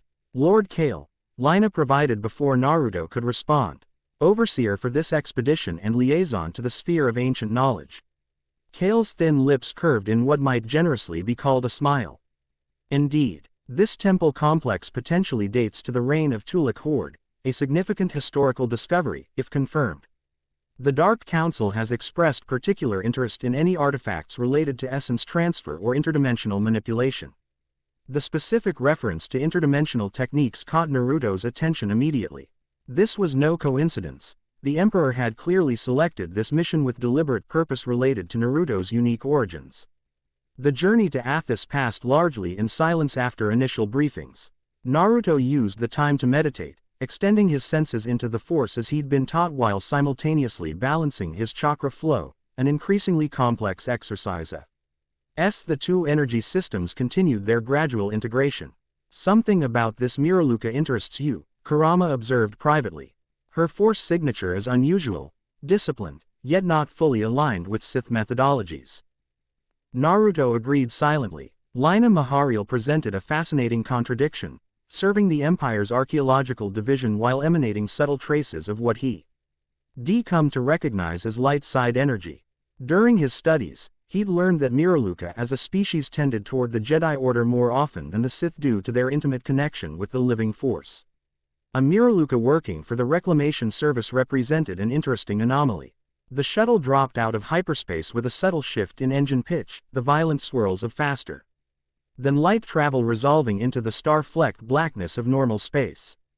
Through the viewport, Naruto caught his first glimpse of Athos, a rust-colored world with sparse vegetation and extensive mountain ranges cutting across its visible hemisphere. Final approach to designated landing zone, announced the pilot over the internal comm. Sensors indicate minimal indigenous activity in the immediate vicinity, but standard security protocols remain in effect. The shuttle descended through the planet's thin atmosphere, wind buffeting the hull as they navigated toward a plateau nestled between jagged peaks. As they neared the surface, Naruto could make out the distinctive geometric patterns of ancient construction, massive stone blocks arranged in precise formations, partially reclaimed by the planet's reddish soil but unmistakably artificial. The temple complex extends primarily underground, Lina explained as they prepared for landing. Initial scans suggest at least 7 levels beneath the surface structures, with unusual energy readings emanating from the lowest chambers. Energy readings? Naruto asked. What kind? Unclassified, she replied, similar to certain Force artifacts, but with harmonic patterns our instruments can't properly interpret. The shuttle touched down on a relatively flat area approximately 200 meters from the temple entrance. As the ramp lowered, harsh, dry air rushed in, carrying the scent of mineral dust and something else, something ancient and vaguely metallic. Naruto's enhanced senses detected trace elements that raised the hair on the back of his neck, reminiscent of the lingering impression left by powerful chakra techniques. Lord Kale exited first, his black robes immediately billowing in the planet's hot winds. Establish perimeter security, he ordered the Imperial troopers. Reclamation team, prepare primary scanning equipment. We begin exploration within the hour. Naruto stepped onto Athos's surface, his first time setting foot on an alien world beyond Drome and Cause. The reddish soil crunched beneath his boots, fine dust immediately coating the lower portions of his attire. The planet's sun beat down mercilessly from a cloudless sky, its light somehow harsher than what he was accustomed to. First time off-world? Lina asked, moving to stand beside him. Naruto nodded, surveying the landscape with both physical senses and force perception. It feels old, not just the ruins, but the planet itself. Perceptive, she acknowledged. Athos has featured in Sith historical records for millennia, though it's never been heavily settled. Something about the world itself resists permanent occupation. She gestured toward the temple entrance in the distance. These ruins have remained largely unexplored despite being known to the Empire for centuries. Previous expeditions encountered difficulties. What kind of difficulties? Naruto asked, noting the careful neutrality in her tone. The fatal kind, she replied simply. Hence our presence as security specialists. Initial setup proceeded efficiently, with the archaeological team establishing a base camp while security personnel conducted reconnaissance of the immediate area. Naruto found himself paired with Lina for a sweep of the temple's exterior, an assignment he suspected was intentional, either to assess his capabilities or to keep him under observation. As they circled the massive stone structure, Naruto noted intricate carvings covering much of the exposed surface, symbols and figures that seemed to shift slightly when viewed from different angles, creating an unsettling optical effect. Force illusion integrated with physical artistry, Lina explained, her Miraluka perception evidently detecting his focus on the carvings. Ancient Sith often imbued their creations with techniques designed to disorient or mislead potential intruders. The patterns attempt to influence your mind subtly, creating confusion or suggesting false pathways. Naruto studied the carvings more carefully, now noticing how his attention seemed to slide away from certain areas unless he consciously focused on them. Impressive lasting power for techniques created thousands of years ago. The dark side preserves what it values, Lina responded, her tone suggesting recitation of doctrine rather than personal belief. These temples were built to last until their masters returned, a common obsession among ancient Sith lords.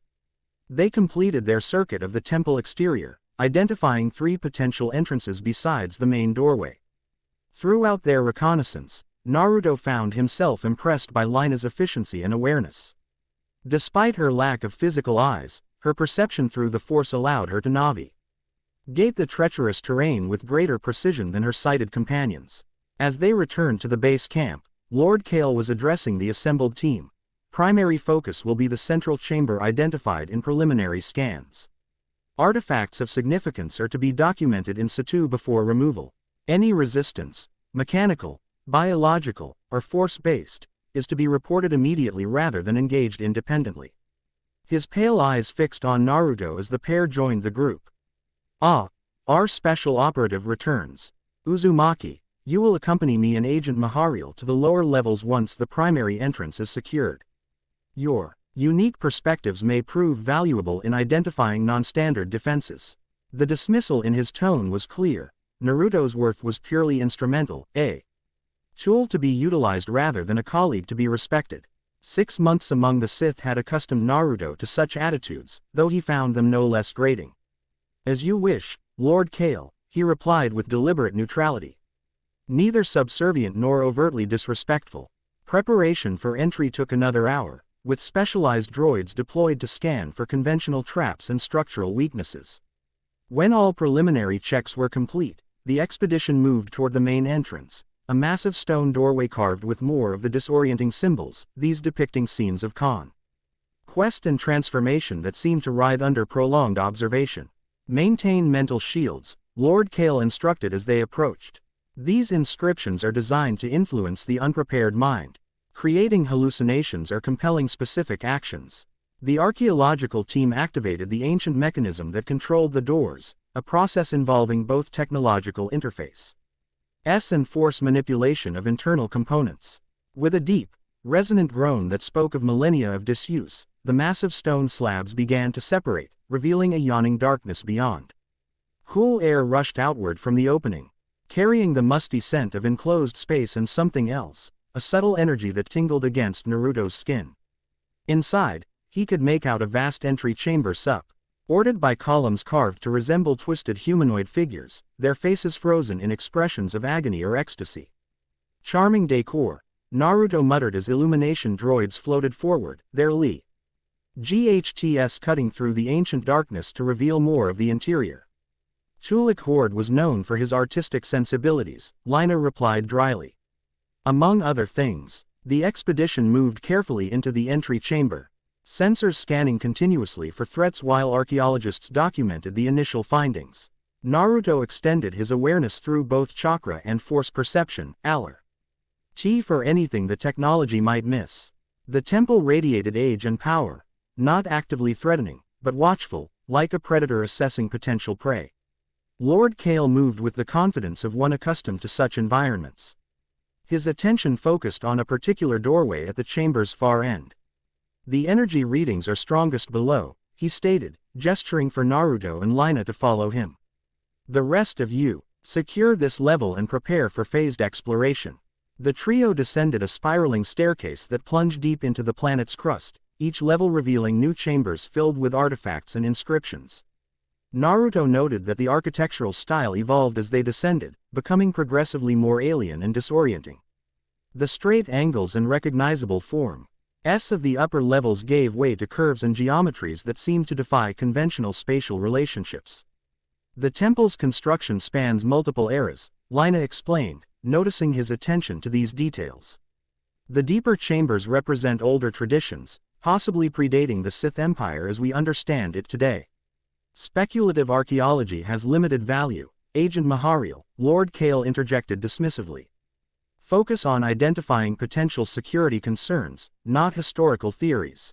Naruto caught the subtle tightening of Lina's jaw. The Muraluka clearly had more scholarly inclinations than her overseer appreciated.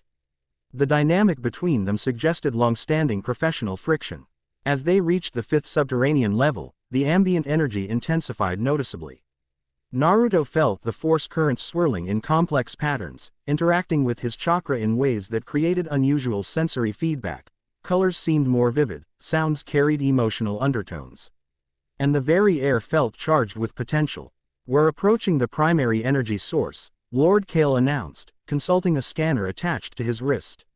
Readings are consistent with Class 3 force artifacts, significant power. But theoretically containable. There's something else, Lina said suddenly, her head tilting in that distinctive way Naruto had come to associate with her focusing her force perception. A presence. Ancient, but aware. Naruto felt it too, a consciousness that seemed to permeate the very stones around them, watching with patient malevolence. Unlike the refined, calculated darkness of the Emperor or the raw aggression of Academy instructors like Sirach, this presence radiated a primal hunger that transcended normal sentience. Lord Kale's expression sharpened with interest rather than concern. Excellent. Active guardianship increases the likelihood of valuable discoveries. He gestured toward an elaborately carved archway ahead. That chamber contains our primary objective. The room beyond the archway opened into a vast circular space, its ceiling lost in shadows despite the illumination droid's powerful beams. At its center stood a raised ice supporting what appeared to be a simple stone cube approximately 1 meter on each side.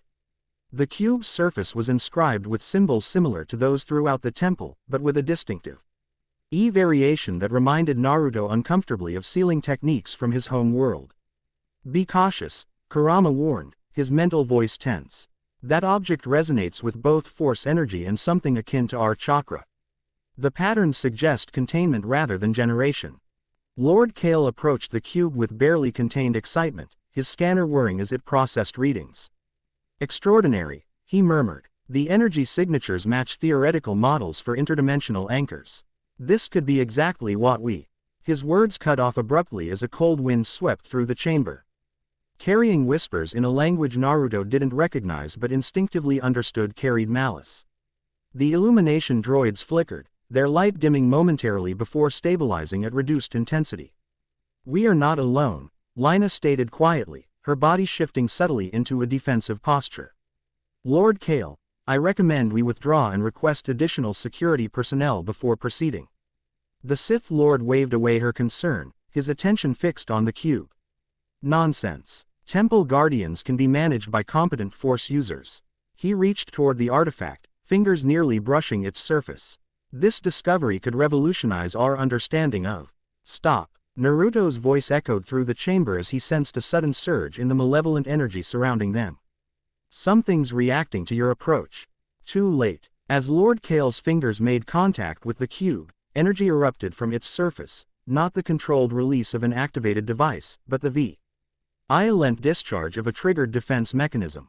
The Sith Lord was hurled backward, his body slamming into one of the chamber's support columns with bone-crushing force. Simultaneously, the shadows throughout the chamber began to coalesce, forming into vaguely humanoid shapes with elongated limbs and featureless faces. A deep, resonant voice filled the air, speaking in an ancient Sith dialect.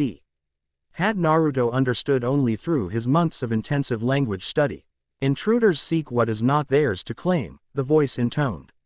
The gateway remains sealed until the convergence.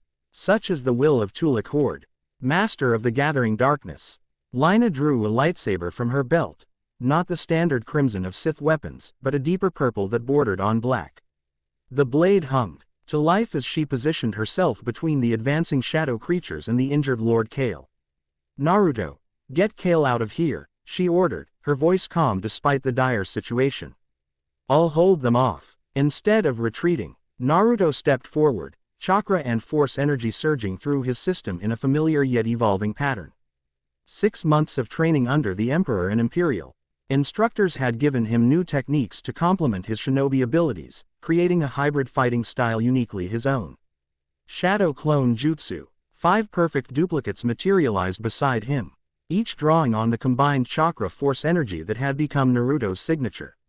Unlike his early attempts on Dromund Kaas, these clones manifested with perfect stability, their creation causing visible ripples in the force that momentarily disrupted the shadow creatures' cohesion.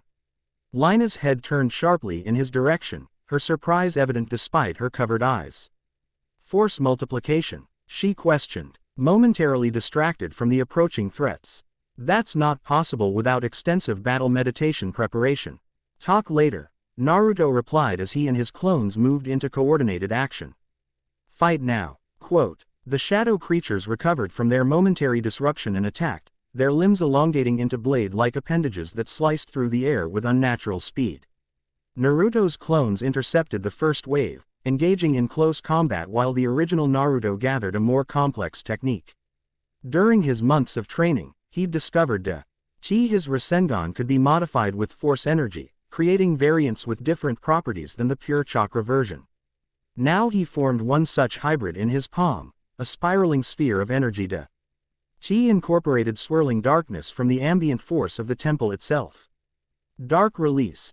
Gravity Rasengan, he announced, the name coming to him instinctively as the technique took final form. E-sphere in his hand pulsed with gravitational force, distorting the very space around it in a way that normal Rasengan never could.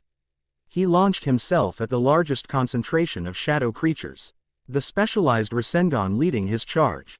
When it connected, the effect was immediate and dramatic. The shadow entities were not simply damaged but collapsed in on themselves, their substance drive on into the gravitational singularity at the technique's core before dispersing into harmless energy.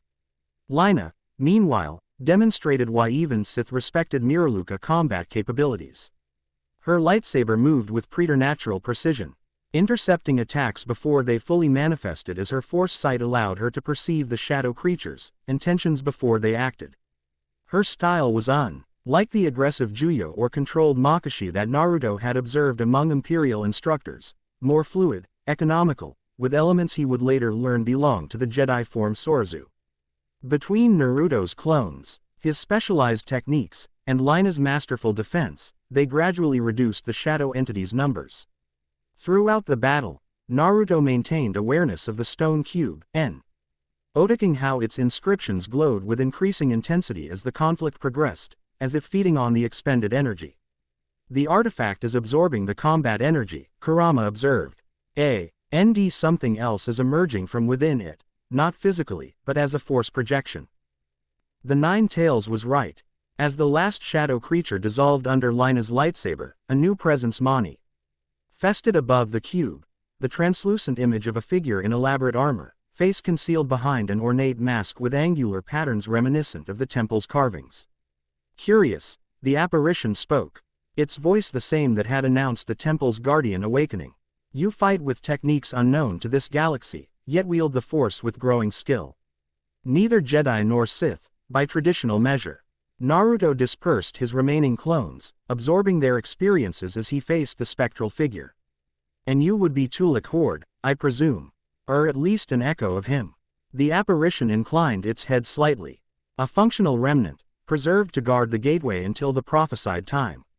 You have defeated my sentinels with unusual methods. This merits observation rather than immediate elimination. Lina moved cautiously to check on Lord Kale, keeping her activated lightsaber ready. He's alive, but requires immediate medical attention, she reported to Naruto. Multiple fractures and likely internal injuries. Quote, the apparition's attention shifted to Lina. A Miraluka serving the Sith. How times change. In my era, your kind were prized as seers, not warriors. In your era, the galaxy was quite different in many ways, Lina replied diplomatically, though Naruto detected a hint of tension in her voice. Tulik Horde's specter returned its attention to Naruto, floating closer with predatory interest. You carry two distinct energy signatures, one native to this reality, one elsewhere. Fascinating. The ancient text spoke of beings who might traverse the boundaries between realms. But such accounts were dismissed as metaphorical. Naruto maintained his guard, unsure whether this apparition could actually threaten them physically but unwilling to take chances. What is this gateway you're guarding? A passage point between realities, the specter replied, gesturing toward the stone cube. Created during my studies of essence transfer and immortality techniques, I discovered that consciousness could travel not merely between bodies, but between dimensions under specific circumstances. This information aligned too perfectly with Naruto's situation to be coincidental. The Emperor had clearly known about this temple and its function, sending Naruto here for very specific reasons. And what circumstances would those be? Naruto asked, cautiously probing for information. The apparition circled him, studying from different angles. The conjunction of compatible energy types, primarily. A being capable of channeling both the Force and its equivalent from another reality. A convergence point, as the ancient prophecies named it. The spectral figure stopped directly before Naruto. A being much like yourself. I don't like where this is going, Kurama growled internally. Naruto shared the sentiment but maintained his composure. And if such a being were to activate your gateway? Theoretically, travel between realities would become possible, in both directions. The apparition's tone carried a hint of hunger barely disguised as academic interest. Of course, the process requires specific preparations and considerable power. Before Naruto could respond, a weak voice interrupted from behind. The Emperor must be informed, immediately. Lord Kale had regained consciousness, his face contorted with pain but eyes burning with zealous intensity. This discovery changes everything. The spectral figure of Tulik Horde turned toward the injured Sith Lord, contempt evident even through its masked visage. The current Emperor is known to me, little acolyte. His interest in my work is precisely why additional safeguards were implemented. The gateway responds only to one who embodies the convergence, not to mere power, regardless of its magnitude. Naruto sensed the ancient Sith's attention returning to him. You are not yet ready to fulfill that role, traveler between worlds. Your energies remain incompletely integrated. Your understanding of both Force and, what did you call it? Chakra, both remain insufficient for the gateway's activation. I'm not looking to activate anything, Naruto clarified, though. He filed away this information for future consideration. We're here on an archaeological expedition, nothing more. A sound like dry laughter emerged from the apparition. Deception ill becomes you, young one. I perceive your thoughts more clearly than you realize. You seek a return to your native reality, while the Emperor seeks expansion into it. Opposing goals, yet potentially aligned in methodology. The specter floated back to hover above the stone cube. I will permit you to depart with knowledge of the gateway's existence, but not its activation. When your development reaches the necessary threshold, you will be drawn back to this place naturally, a resonance between your dual nature and the gateway's purpose. With those words, the apparition began to fade, its form dissolving into motes of energy that sank back into the stone cube. As the spectral presence diminished, the cube's inscriptions dimmed to their original state, and the oppressive atmosphere in the chamber noticeably lightened. "Well," Lina commented after a moment of silence, that was informative in ways Lord Kale's mission brief definitely didn't cover. Naruto turned to help her with the injured Sith Lord, who had lapsed back into unconsciousness. "Something tells me the Emperor knew exactly what we'd find here." Without doubt, she agreed as they carefully lifted Lord Kale between them. "The Styon is whether you were brought along as key or as offering." The return journey to the surface proved less eventful than their descent, though transporting an injured Sith Lord through narrow paths, ages and steep staircases presented its own challenges. Upon reaching the entry chamber, they were met by the concerned archaeological team and the remaining security personnel, who had been unable to follow due to a sealed barrier that had descended after the trio's passage. "What happened?" demanded the lead archaeologist, a nervous-looking human with cybernetic enhancements visible around his eyes. "Lord Kale encountered unexpected resistance from a temple guardian," Lina replied smoothly, her tone professionally neutral. "We'll need immediate medical evacuation and a secure communication channel to Droman cause." As the team scrambled to comply, Naruto pulled Lina aside, speaking quietly to avoid being overheard. "You're not typical reclamation service," he stated rather than asked. "Your lightsaber technique, your force signature, they don't align with standard Imperial training." The Miraluka's expression remained unreadable behind her facial covering, but Naruto sensed her eyeing multiple potential responses before settling on one. "And you're not a typical Sith acolyte," she countered. "We all have our complexities, Naruto Uzumaki. Perhaps we can discuss them at a more appropriate time." The implied promise of future conversation satisfied him for the moment. Their shared experience in the temple chamber had created a connection, not quite trust, but mutual recognition of outsider status within the Empire's rigid hierarchy. The expedition's return to Droman cause occurred with surprising speed, a priority shuttle dispatched as soon as their initial report reached Imperial command. Throughout the journey, Lord Kale remained in medically induced stasis, his injuries stabilized but requiring specialized treatment available only at the capital. Naruto expected to be debriefed by intelligence upon arrival, perhaps even by Saravidos personally. Instead, he found himself immediately escorted to the Emperor's sanctum, the circular chamber with statues of ancient Sith Lords where he had first awakened in this world 6 months earlier. "The mission proved illuminating, I trust." The Emperor's voice greeted him before the chamber doors had fully closed behind him. The ancient Sith sat upon his throne as usual, but something about his posture suggested heightened interest, an eager predator scenting prey. "You knew what we would find," Naruto replied, not bothering with formal greetings. 6 months had not diminished his wariness around the Emperor, but had reduced his inclination toward performative deference. "I suspected," the Emperor corrected, rising from his throne with unusual animation. Tulik Horde's research into dimensional transit has been largely dismissed as metaphorical by modern scholars, his actual achievements in that field deliberately obscured by my predecessors who feared such knowledge. He descended the dais steps, robes flowing around him like liquid shadow. "But you confirmed what historical fragments suggested. The gateway exists, and more importantly, it recognized you as significant." Naruto maintained his position, neither advancing nor retreating as the Emperor approached.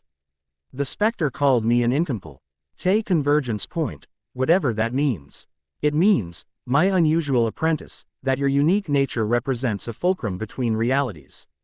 The Emperor circled Naruto slowly, his glowing eyes assessing with clinical intensity. "Your chakra network and force sensitivity existing simultaneously in one being, a theoretical impossibility made manifest." His pale hand rose, not quite touching Naruto, but tracing the outline of his energy signature in the air around him. 6 months of training have begun the integration process, but much remains to be done. Your potential exceeds initial projections. I'm not interested in being your interdimensional doorway, Naruto stated flatly. If that's your goal, you should reconsider. The Emperor's thin lips curved in what passed for a smile on his ancient face. So direct, refreshing, in its way, He completed his circuit, stopping before Naruto. My goals are more nuanced than you imagine. The possibility of accessing other realities interests me, certainly. But equally valuable is the understanding of how different energy systems might be integrated and enhanced. He gestured, and the chamber's lighting shifted, holographic displays materializing to show data collected during Naruto's training sessions. Your development has followed a fascinating trajectory. Initial force techniques required conscious translation through your chakra frameworks. Now, increasingly, they function as unified systems rather than parallel ones. The displays showed comparative analyses of Naruto's performance over time, charts and models that meant little to him but clearly delighted the Emperor. Your hybrid technique on Athos, the gravitational variant of your native, Rasengan, represents a breakthrough in energy manipulation methodology. Not simply adding force power to a chakra technique, but true synthesis creating effects impossible in either system alone. Naruto recalled the dark release, gravity Rasengan he'd instinctively developed during the temple confrontation. The technique had indeed felt different, not merely a chakra construct with force energy added, but something new that drew equally from both sources. The Recordin G devices in your training gear captured the energy patterns, the Emperor continued, manipulating the displays to focus on detailed analyses of the technique. Most impressive. Such innovation typica LLY requires centuries of research and refinement.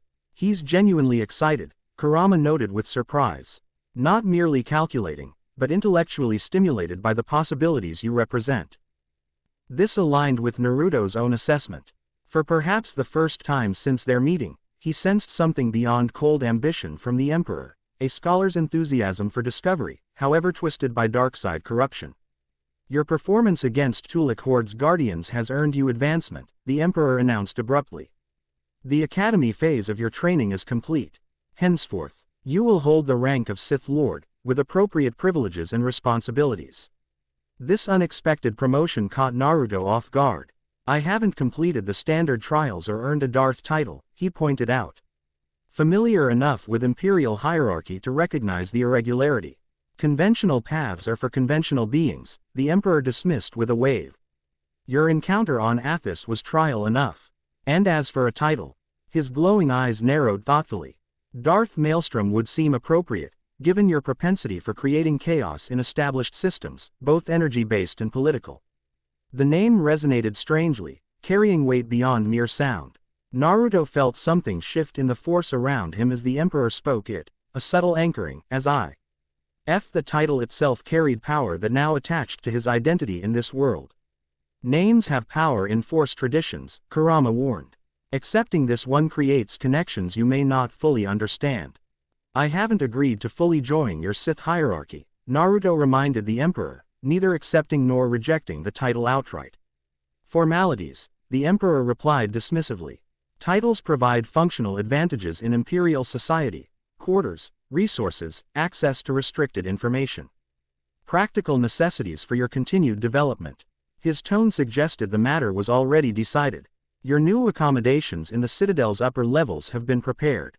You'll find them more conducive to independent research than academy housing. The casual presumption might have angered Naruto months ago. Now, he recognized it as the Emperor's standard approach, presenting decisions as established facts, creating psychological momentum toward acceptance. And my training? He asked instead of arguing the point directly. Enters a new phase, the Emperor replied, returning to his throne with measured steps. Less structured, more specialized to your particular abilities.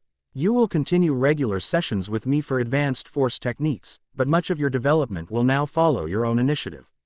He settled onto the throne, fingers steepled before him. The sphere of ancient knowledge will provide access to historical records regarding interdimensional theory. Military Command has requested your participation in selected operations to assess your combat applications. And Intelligence has proposed a collaborative research project regarding your unique energy signature. The comprehensive program suggested considerable institutional investment in Naruto's development, no longer merely the Emperor's curiosity, but a recognized asset with multiple potential applications. I'm still not convinced my goals align with the Empire's, Naruto stated. Maintaining his independence despite the enticing offers. Of course not, the Emperor acknowledged with surprising candor. Complete alignment would suggest a disturbing lack of individua. Will, a quality I value in you despite its occasional inconvenience.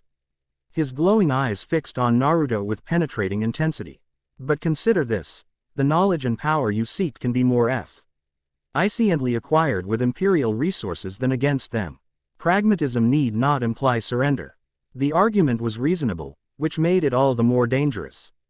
Naruto recognized the subtle manipulation, offering legitimate advantages while gradually integrating him more deeply into imperial power structures.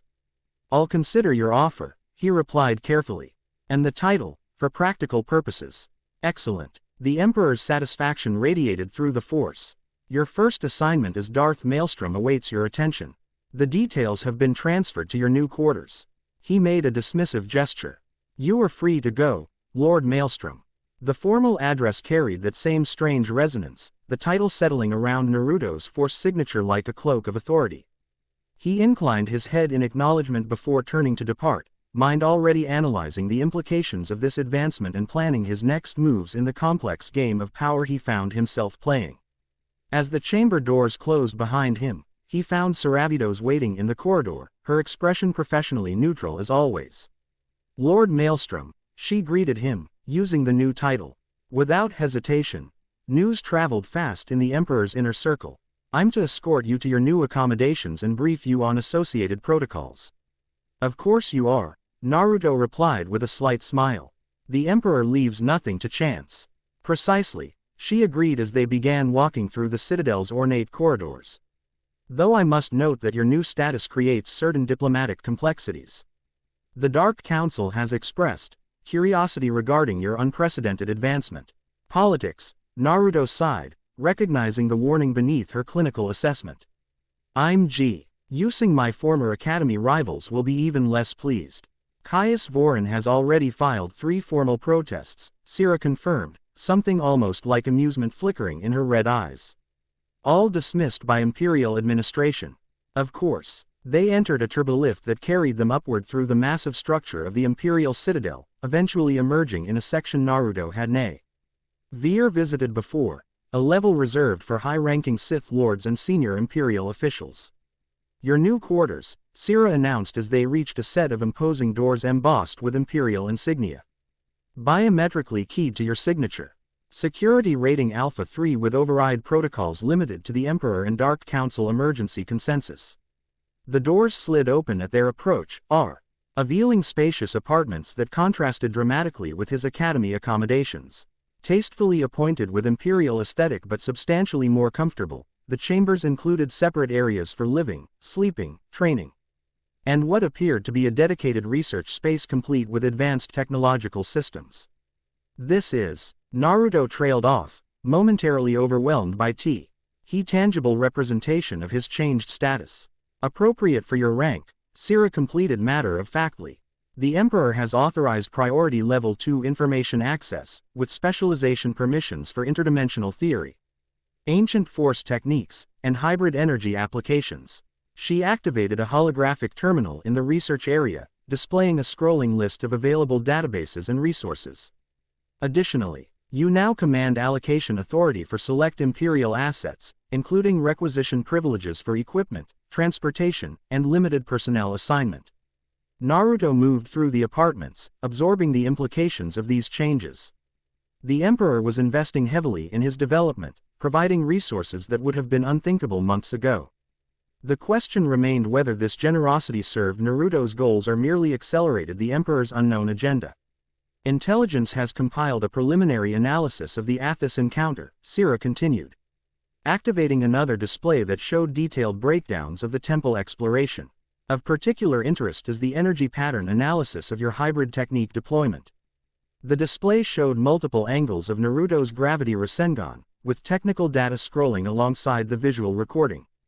The gravitational manipulation aspects exceed theoretical models for force application in that domain. The implications for both military and research applications are significant. Her tone remained professional, but Naruto had learned to recognize the subtle indicators of genuine intellectual excitement in the disciplined intelligence officer. I'd be interested in your department's analysis, he told her, moving closer to examine the technical data. This was mostly instinctive application rather than calculated development. Sierra nodded, making a notation on her datapad. Intuitive synthesis represents a valuable research direction. Intelligence would come collaborative exploration of the methodology. She hesitated, then added, on a personal note, the innovation demonstrated is most impressive. Few established Sith Lords manage true technical advancement beyond power amplification. Coming from Sierra, this constituted effusive praise. Naruto accepted it with a nod, recognizing the genuine respect behind her restrained expression. Your furs.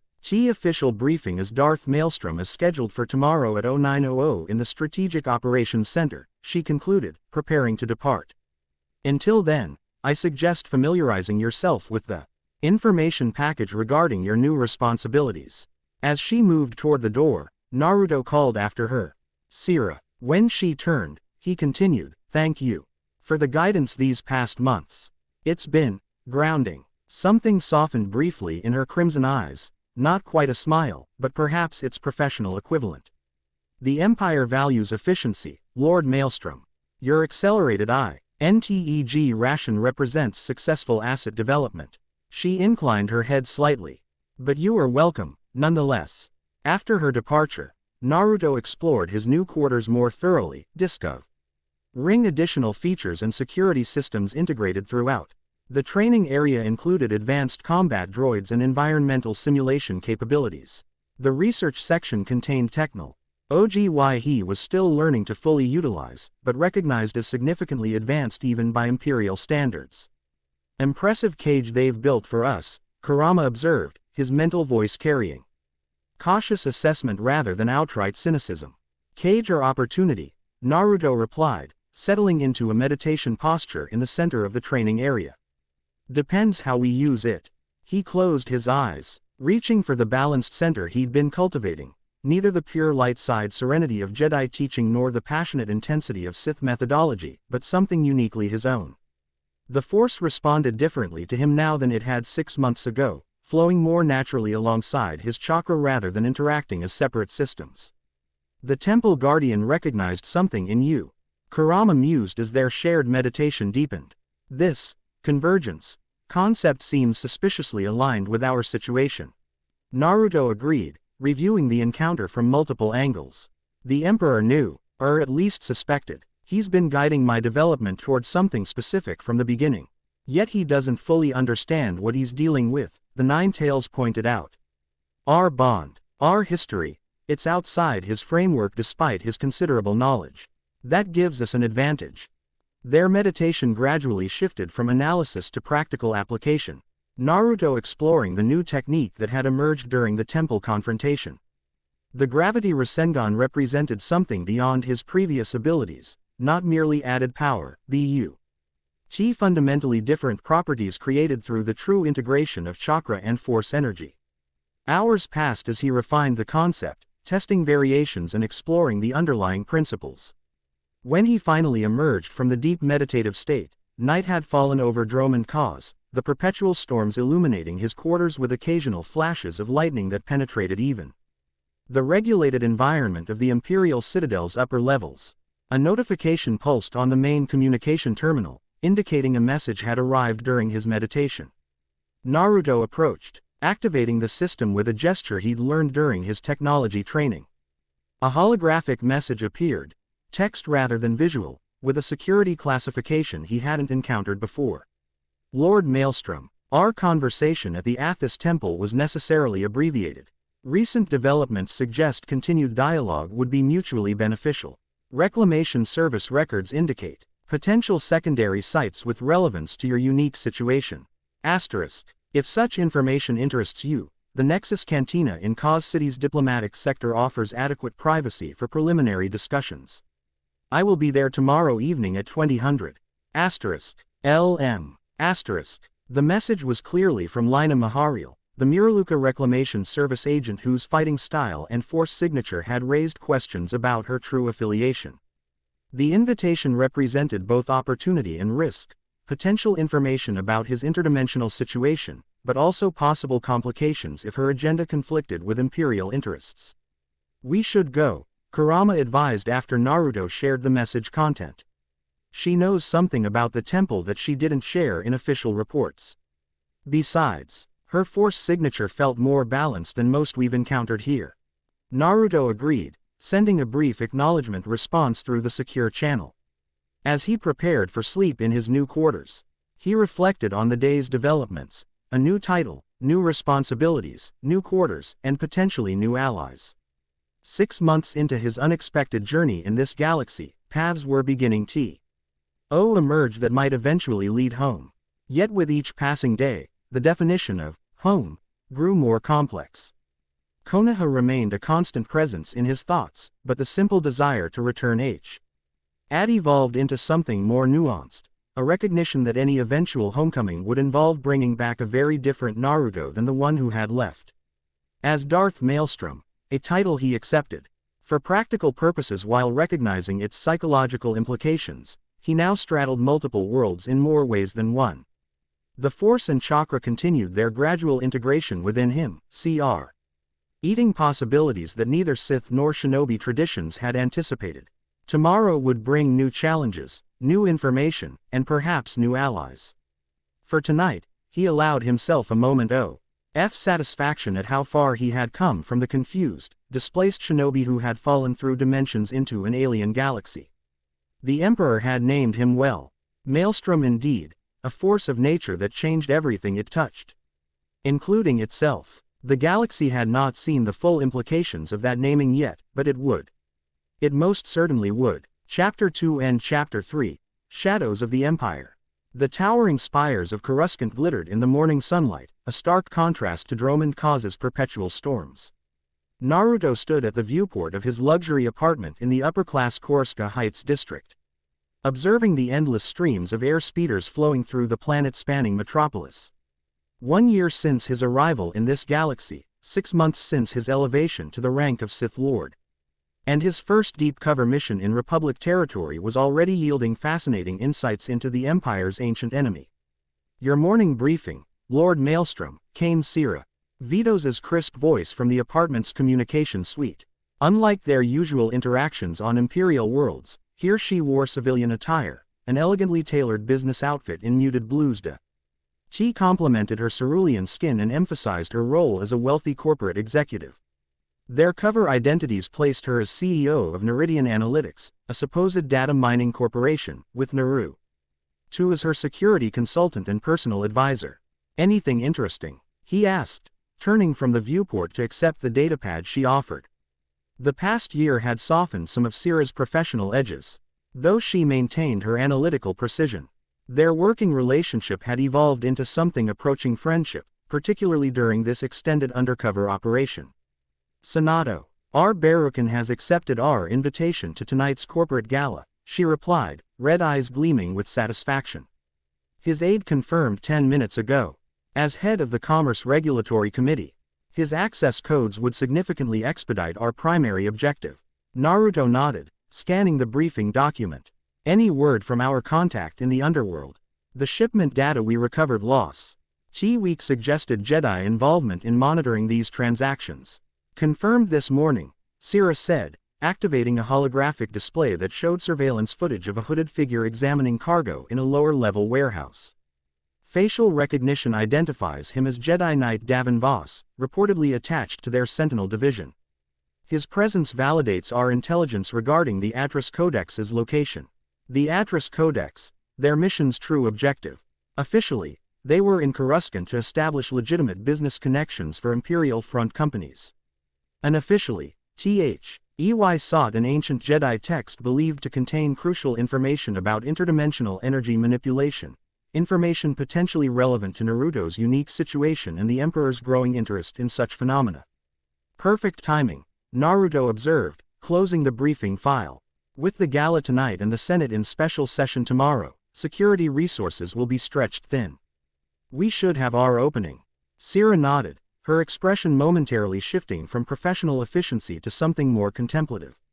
"This operation has proceeded more smoothly than statistical projections suggested. Your intuitive adjustments to the infiltration protocols have proven surprisingly effective." Coming from Sira, this constituted high praise. Naruto smiled slightly, recognizing the concession it represented. The Force and Chakra together give me insights your probability models can't account for. I can sense patterns, connections that don't appear in data. Indeed, a hint of genuine curiosity softened her features. Your hybrid abilities continue to evolve in unexpected ways. The research division would benefit enormously from more comprehensive analysis of your methodology. Naruto shrugged, moving to the apartment's kitchenette to prepare CAF, a beverage he'd grown surprisingly fond of during his time in this galaxy. Maybe when we return to Imperial space. For now, we focus on the mission. Quote, his year as Darth Maelstrom had been productive beyond anyone's expectations, perhaps even the Emperor's. The integration of chakra and force techniques had accelerated, creating abilities that neither tradition could fully explain. His training now focused less on fundamentals and more on specialized applications, particularly those relevant to intelligence gathering and covert operations. Your formal attire for tonight's event has been delivered, Sira noted, accepting the cup of CAF he offered. The tailoring includes the modifications you requested for concealed equipment access. Perfect. Naruto sipped his own drink, mentally reviewing their operational timeline. I'll make contact with Senator Barukin while you engage his security chief. Between the two of us, we should secure both the access codes and the distraction we need. The conversation shifted to tactical details as they finalized preparations for the evening's operation. Throughout their discussion, Naruto maintained awareness of the subtle surveillance measures targeting their apartment, all expected and accounted for in their operational security protocols. Republic Intelligence Services monitored all high-profile visitors from neutral worlds, unaware that these particular visitors represented their most dangerous adversaries. Hours later, as Coruscant's endless cityscape transformed under the golden light of approaching sunset, Naruto stood before a mirror adjusting the formal attire selected for his cover identity.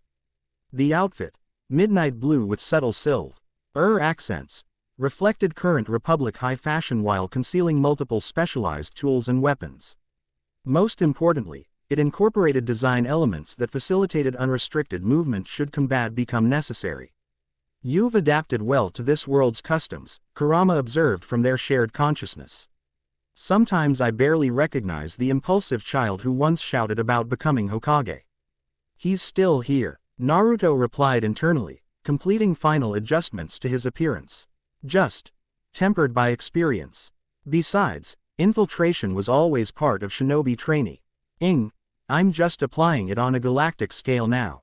Their internal dialogue was interrupted by Sira's entrance. She had transformed herself for the evening's operation, wearing an elegant gown that flowed like liquid sapphire. Her blue skin complemented perfectly by the fabric's deeper hue. Her normally severe hairstyle had been softened into an elaborate arrangement that framed her face with calculated grace. The effect was striking, beauty weaponized for intelligence purposes. Acceptable, she asked, her practical nature showing through the glamorous facade as she confirmed the outfit's functionality. More than acceptable, Naruto replied honestly. Senator Barukin won't know what hit him.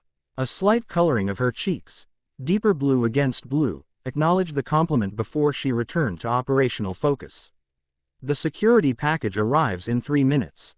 Final communications check. Naruto activated the subdermal communicator implanted behind his ear, standard Imperial intelligence equipment for deep cover operations. Channel secure, voice pattern normalized. Range test satisfactory. The luxury airspeeder provided by their cover corporation delivered them to the Law's venue, a soaring tower in Coruscant's prestigious embassy district. As they ascended the grand entrance staircase, Naruto extended his senses through the Force, creating a mental map of security measures, personnel positions, and potential escape routes. Simultaneously, he maintained the carefully constructed Force presence designed to register as neutral to any Jedi they might encounter. Technique developed through months of specialized training.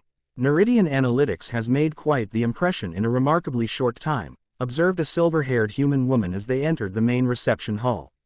The business community is positively buzzing about your predictive algorithms, Director Saravidos.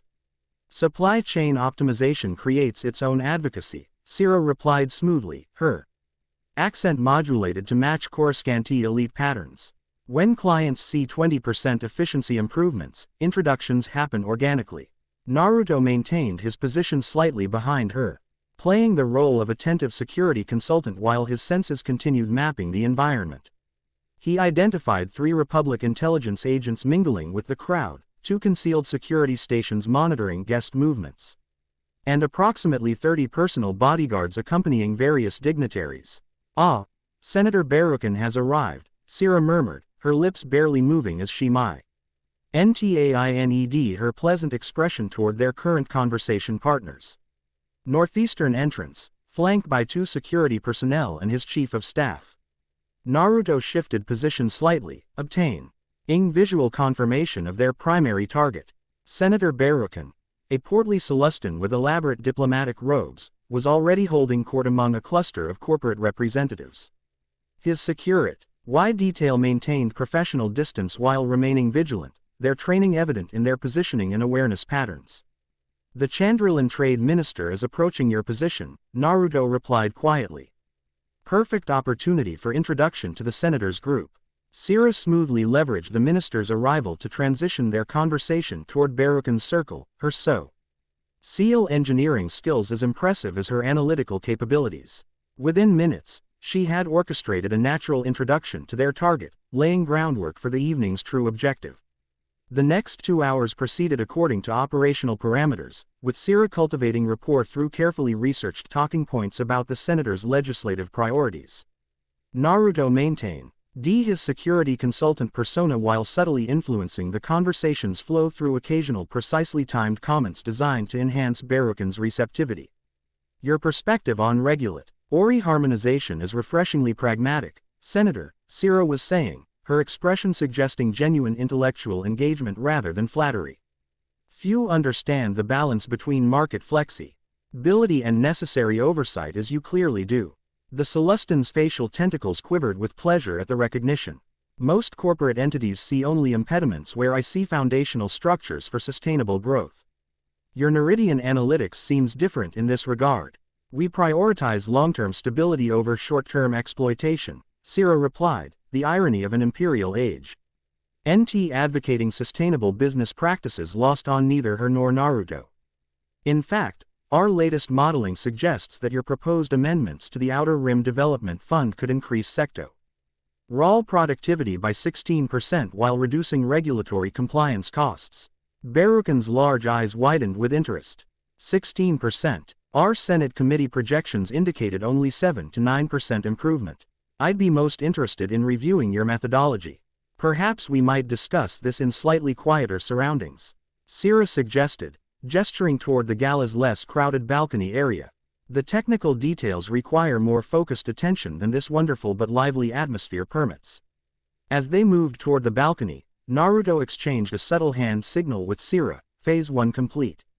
Proceeding to extraction. While she engaged the senator in detailed policy discussion, Naruto positioned himself to intercept the security chief who had followed his principal at a discreet distance.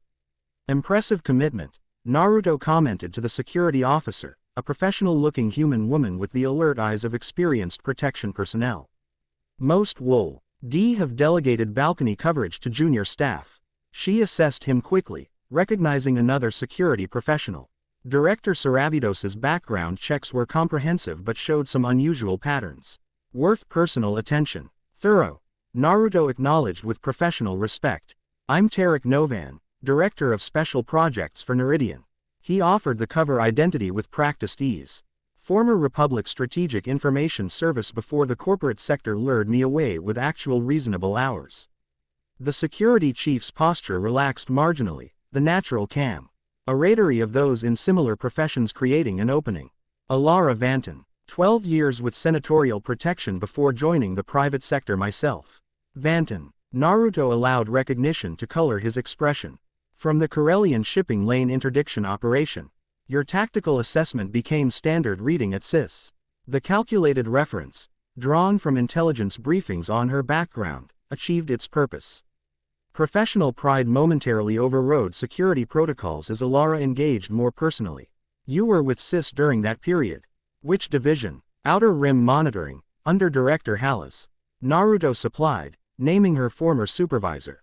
"Though most of my work focused on corporate security vulnerabilities rather than direct action." Their conversation continued, a carefully choreographed dance of professional shop talk and strategic information gathering.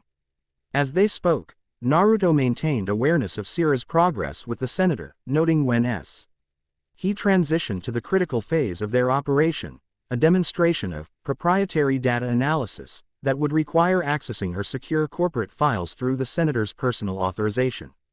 If I might access our secure server through your government channel, the encryption would permit me to show you the full projection models, Sira was explaining to Barukin, her datapad positee. One to capture his access credentials when provided. Simultaneously, Naruto guided his conversation with the security chief toward the specific intelligence they needed regarding the Jedi Archive's security protocols. The corporate sector has been experiencing concerning data penetration attempts recently. We've heard rumors that even the Jedi Temple's restricted archives have encountered sophisticated intrusion efforts. Alara shook her head. Different security architecture entirely. The temple uses a layered system with force-attuned components that corporate systems can't replicate. I heard they recently transferred some historical materials to the Senate Antiquities Vault for restoration work, much more conventional security there, mostly revolving around biometric authentication. This casual confirmation represented valuable intelligence. The Address Codex had indeed been moved to the more accessible Senate facility as their sources had suggested. As Naruto maintained the conversation, he sensed Sira's successful acquisition of the senator's credentials through his peripheral awareness. Mission parameters achieved, came her subvocal communication through their secure channel. Extraction in standard timeframe. The remainder of the evening proceeded according to protocol, with gradual disengagement from their targets followed by socially appropriate departure from the gala. Only when they were secure in their private airspeeder did they acknowledge the operation's success. The senator's credentials have been successfully replicated, Sira confirmed, removing a data spike from her clutch. Access to the Senate Antiquities Vault is now available during tomorrow's specialized session. Additionally, I secured his personal schedule for the next 3 standard weeks. The security chief confirmed the Codex's location transfer, Naruto added, removing his formal jacket as the speeder navigated Coruscant's skyways on automatic pilot. The Senate Fossil, ITY uses standard biometric protocols without force-attuned components. Significantly easier to circumvent than temple security. Sira nodded, her expression shifting from professional satisfaction to something more personal as the operational tension eased. Your social engineering skills have improved dramatically since our first collaborative mission. The security chief provided 17 perk and more actionable intelligence than our operational requirements specified. I had a good teacher, Naruto replied with a slight smile. The past year had seen their working relationship evolve in unexpected ways. Sira's initial clinical detachment had gradually given way to genuine respect and something approaching friendship, particularly during extended operations like their current assignment. Back in their secure apartment, they methodically processed the gathered intelligence, preparing for the next day's infiltration of the Senate Antiquities Vault.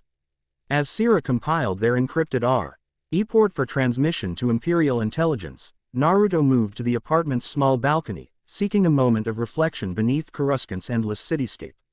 You're becoming quite the Imperial operative, Kurama observed, a hint of concern coloring his mental voice. The line between playing a role and becoming it grows thinner. I'm aware of the risks, Naruto acknowledged internally. But every operation brings us closer to information that might help us understand how to return home. The Emperor provides resources we couldn't access otherwise. While pursuing his own agenda, the Nine Tails reminded him. His interest in interdimensional manipulation has grown increasingly specific. The questions he asks during your training sessions focus more and more on the nature of chakra networks and Biju energy. Naruto couldn't disagree. The Emperor's fascination with his unique abilities had evolved from general interest to targeted inquiry, particularly regarding the possibility of transferring chakra-based techniques to force-sensitive subjects. Something about the ancient Sith's questions suggested plans extending far beyond mere academic curiosity. Lord Maelstrom, Sira's voice interrupted his thoughts as she joined him on the balcony, having completed the intelligence transmission. In private, secure settings, she had begun occasionally using his Sith title, a small but significant indicator of their changing relationship. The operational analysis suggests a 93% probability of success for tomorrow's infiltration, with contingency adjustments implemented. Good odds, Naruto replied, though his mind remained partially on his conversation with Kurama. Any update on Jedi Knight Voss's movements? Surveillance indicates he departed Coruscant 6 standard hours ago on an unmarked transport, she reported. Intelligence assesses he was likely investigating the same rumors regarding the codex that brought us here. His departure suggests either mission completion or reassignment to a related objective. Naruto nodded, processing this information. The timing works in our favor.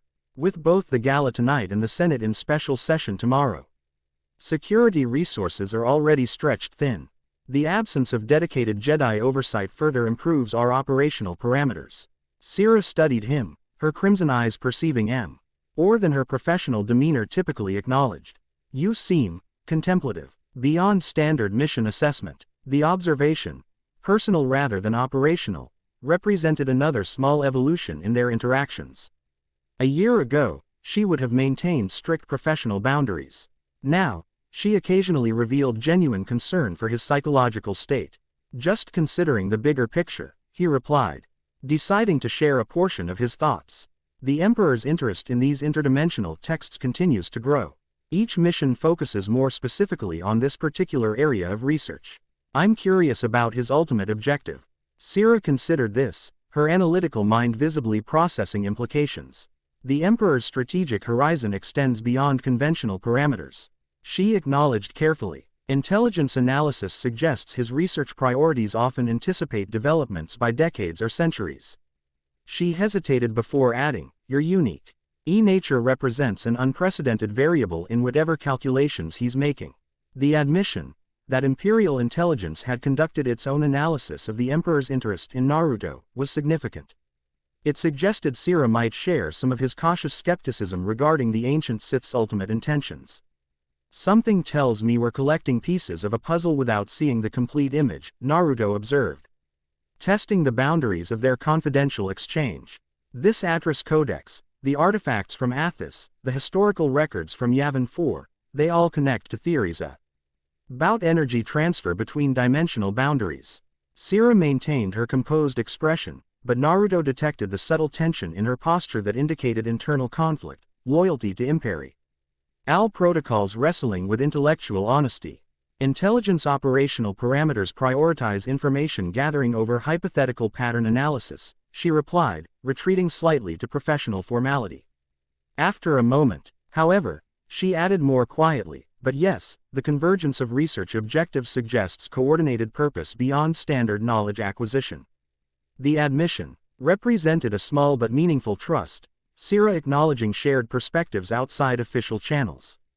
Naruto recognized its value, both personally and operationally. Their partnership had become one of his most stable connections in this galaxy, evolving from handler asset dynamics towards something more equitable.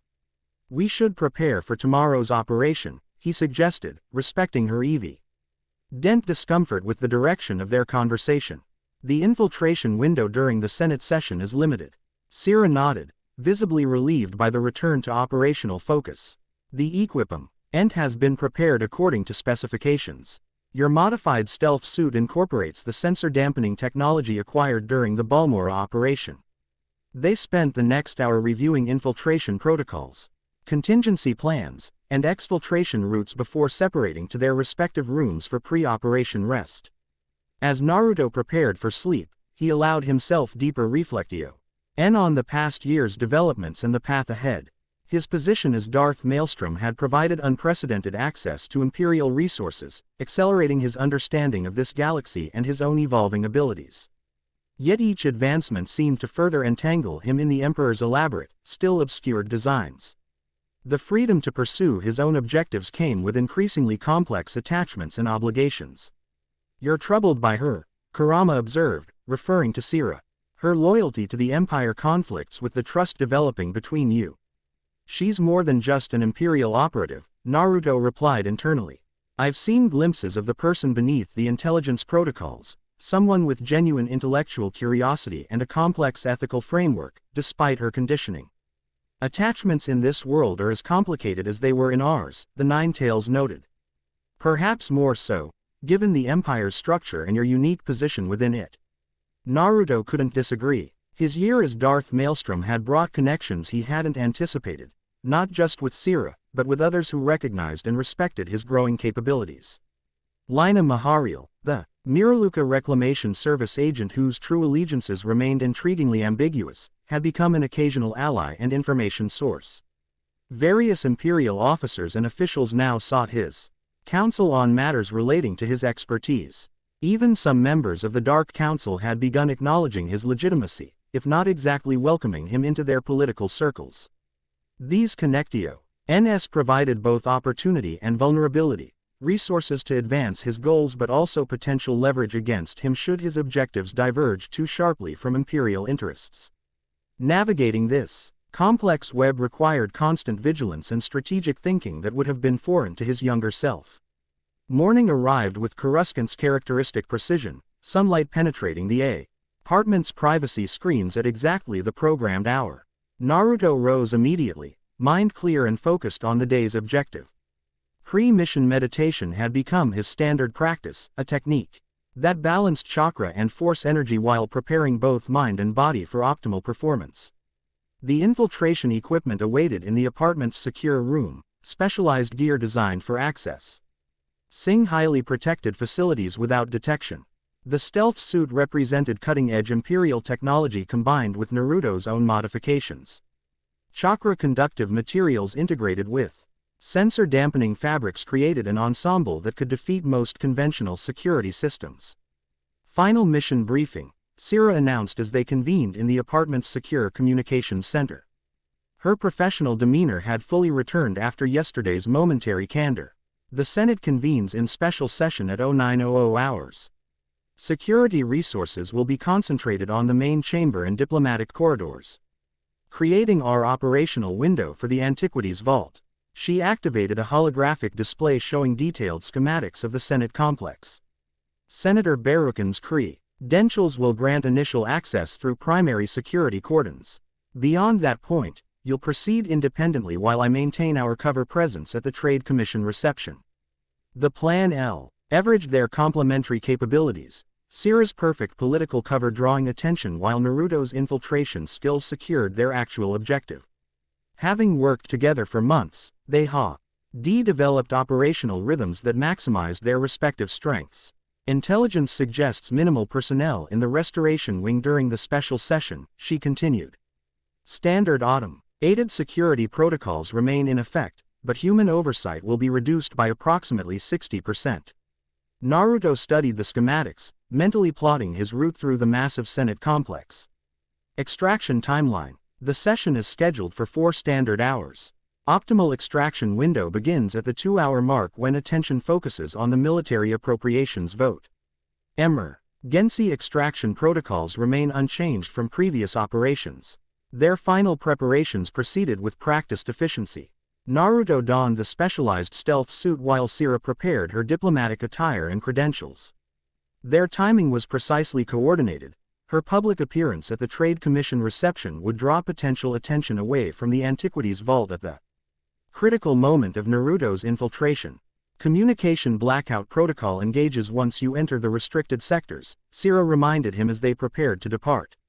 Rendezvous at fallback locat. Ion Alpha if primary extraction is compromised. Naruto nodded, completing final equipment checks. Understood. He paused, then added, be careful. Political gatherings create their own risks, even for observers. The concern, personal rather than purely operational, earned a brief softening of Sira's professional mask. Statistical analysis suggests minimal threat profiles for diplomatic functions of this classification, she replied. Her formal phrasing belied by the slight curve of her lips. But I will maintain appropriate vigilance. Their arrival at the Senate complex proceeded according to established protocols. Sira's credentials as a registered corporate representative granted their initial access through perimeter security. They separated at the Grand Rotunda, her path leading toward the public reception areas while Naruto proceeded toward less trafficked corridors that would eventually connect to the Restoration Wing housing the Antiquities Vault. Once alone, Naruto activated the stealth suit's primary systems, simultaneously drawing on force techniques to mask his presence. The combination of technology and energy manipulation created a distinctive advantage, where conventional infiltrators relied solely on equipment or force concealment. His hybrid approach addressed multiple detection vectors simultaneously. The Senate complex sprawled in labyrinthine splendor, its architecture designed to impress rather than facilitate efficient navigation. Naruto moved through service corridors and maintenance tunnels identified during mission planning, avoiding the grand hallways where security remained concentrated despite the special session. Security patrol approaching from the eastern junction, Kurama warned, his sensory abilities having grown more refined their continued integration with force perception. Naruto slipped into a recessed maintenance alcove, combining physical concealment with force-based attention deflection, a technique that encouraged observers to overlook his presence even if directly visible. The security team passed within 2 meters, their focus drawn subtly away from his position by the gentle influence he exerted through the force. After 20 minutes of careful advancement, he reached the Restoration Wing, a specialized section of the Senate complex dedicated to preserving historical artifacts and documents deemed culturally significant to the Republic. Unlike the grand public spaces, this area featured utilitarian design focused on functionality rather than impression. The security station guarding the wing's entrance represented his first significant obstacle. 2 guards monitored a sophisticated scanning system designed to detect unauthorized personnel. Here, Senator Baruchan's credentials would prove crucial, the access codes extracted during the previous night's operation.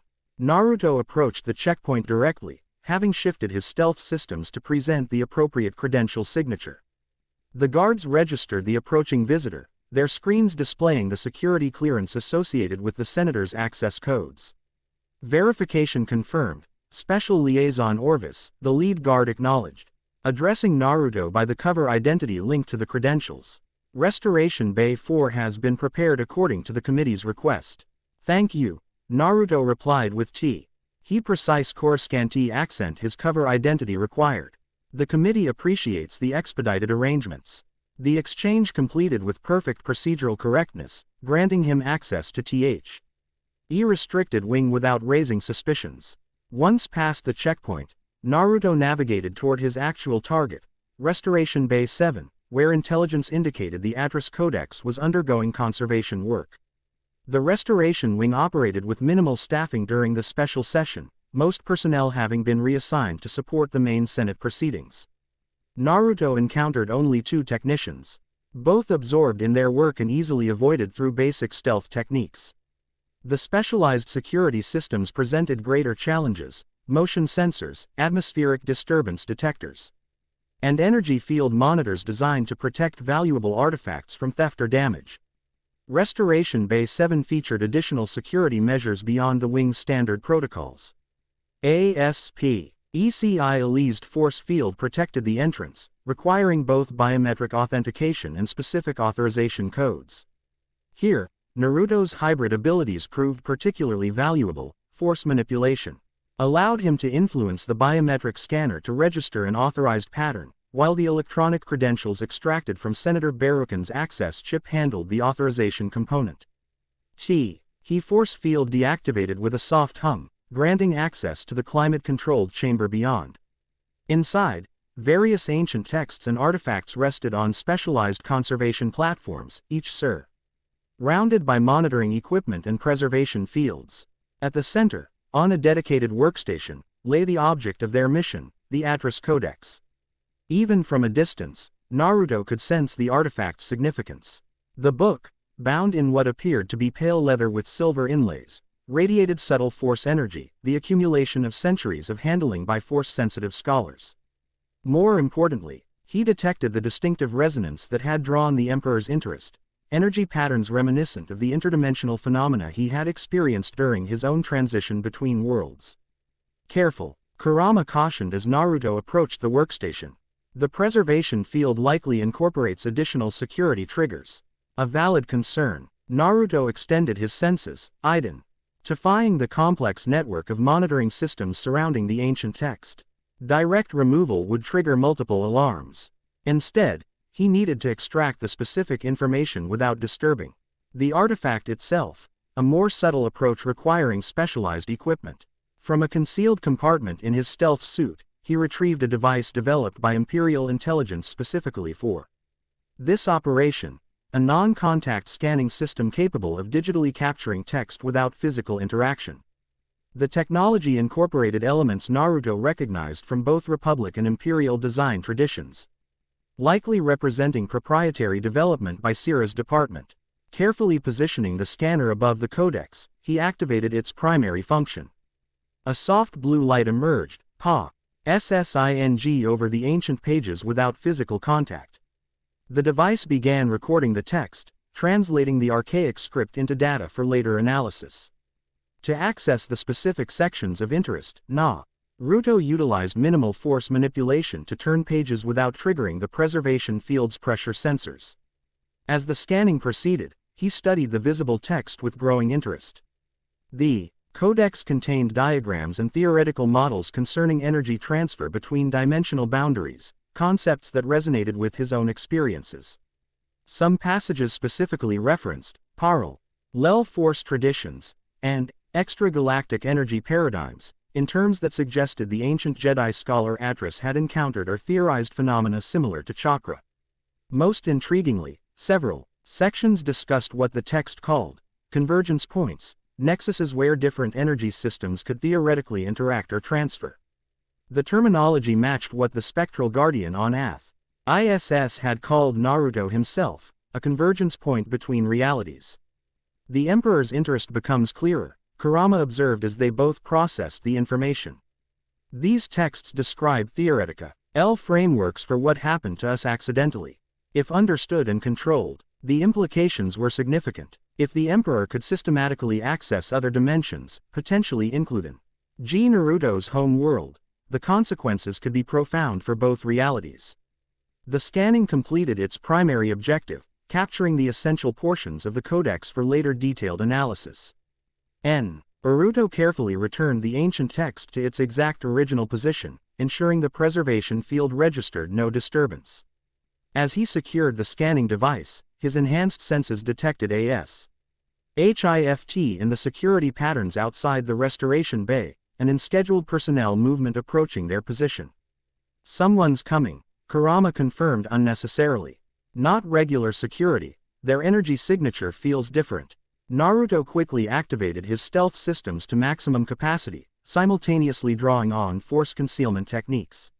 He positioned himself in the chamber's shadowed corner, becoming virtually undetectable to conventional perception. The approaching individual would need specific training to detect his presence under these conditions. The restoration bay's door slid open, revealing a robed figure that immediately registered as significant in Naruto's awareness. Unlike the Senate security personnel with their minimal force sensitivity, this newcomer had IATED-controlled power and disciplined awareness, unmistakably a Jedi. The visitor, a middle-aged human woman with silver-streaked dark hair and the composed bearing of extensive training, paused at the threshold. Her expression suggesting purposeful interest rather than routine inspection. She approached the Atris Codex directly, studying it with the familiarity of someone already acquainted with its contents. Master Sidra, came a voice from the doorway as a younger human in similar robes joined her. The Council is requesting updates on your assessment. Has the Codex revealed anything relevant to the disturbances? The older Jedi, Master Sidra, continued examining the ancient text. Atris was remarkably prescient in her theoretical models, she replied, her voice carrying the measured cadence of long experience. The energy pattern disruptions we've detected in the outer rim align with her descriptions of interdimensional resonance. The younger Jedi approached, radiating respectful attention. Do you believe these disruptions relate to the rumors about the Emperor's new apprentice? The one some sources call the Outlander. Naruto maintained perfect stillness, his interest intensifying. This unexpected development suggested the Jedi had been monitoring him more closely than Imperial intelligence had detected. More significantly, they appeared to be connecting his presence to broader phenomena occurring throughout the galaxy. The temporal correlation is suggestive, Master Sidra acknowledged, turning pages of the Codex with careful precision. The first major resonance CE disturbance occurred approximately 1 standard year ago, coinciding with reports of the Emperor taking special interest in a being of unusual abilities. Subsequent disturbances have increased in frequency and intensity. She paused at a specific page, studying a complex diagram that Naruto had noted during his own examination, a theoretical model of energy transfer between dimensional boundaries. Atris believed such phenomena could cascade, creating progressive weakening of natural barriers between realities. If the Emperor has indeed found a being capable of facilitating such transitions, the implications hung in the air, unnecessary to vocalize between trained Jedi. Naruto processed this new information with growing concern. The resonance disturbances suggested his mere presync in this galaxy was creating unintended effects, possibly destabilizing the boundaries between dimensions in ways neither he nor the Emperor had anticipated. The Council should be informed immediately, the younger Jedi suggested, anxiety coloring his Force presence despite his controlled expression. If the Sith are attempting to manipulate interdimensional boundaries. Patience, Padawan, Master Sidra interrupted gently. We must verify our information before presenting conclusions. The Force guides us toward understanding, but rarely takes direct paths. She closed the codex carefully, her movements respectful of the ancient text. Schedule a secure transmission to the Council for tomorrow.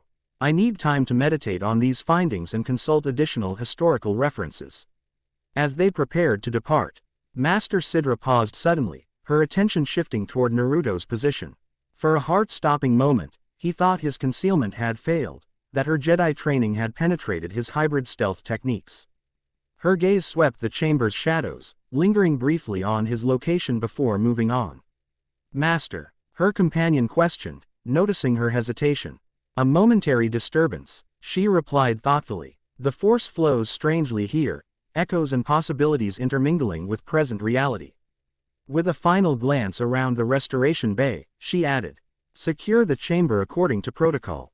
The Codex remains our priority until transfer back to the Temple Archives. Only after both Jedi had departed and their Force signatures had faded from Imid. IATE perception did Naruto allow himself to relax marginally. The encounter had been dangerously close to compromise, but had also provided valuable intelligence beyond their mission parameters. The Eddie were aware of interdimensional disturbances and potentially connecting them to his presence in this galaxy. This complicates matters, Kurama observed as Naruto carefully prepared to exit the Restoration Bay. If your mere existence here causes these resonance disturbances, the implications extend beyond the Emperor's research interests. Naruto agreed silently, completing security system resets to leave no evidence of his presence. The information required careful consideration, particularly regarding how much to include in their official mission report to Imperial Intelligence. Sira would expect complete debriefing, but certain elements might be better kept between himself and Kurama until he better understood their significance. His extraction from the Restoration Wing proceeded with practiced efficiency, utilizing service corridors and maintenance shafts to avoid detection.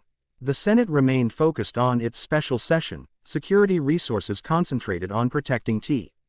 He assembled dignitaries rather than monitoring peripheral facilities. Within 30 minutes, he had successfully exited the Senate complex through a service entrance, his stealth systems ensuring no record of his departure would appear in security logs. The rendezvous with Sira occurred as planned at a mid-level commercial plaza several kilometers from the Senate district. She awaited him at an upscale cafe, her diplomatic attire and composed demeanor perfectly maintaining their cover as corporate representatives enjoying refreshment between meetings. Successful acquisition, she inquired quietly as he joined her, her expression revealing nothing to potential observers. Complete, he confirmed, accepting the beverage she had ordered in anticipation of his arrival. With unexpected supplementary intelligence, her eyebrow raised fractionally, their code for detailed debriefing required. The Trade Commission reception proved informative as well.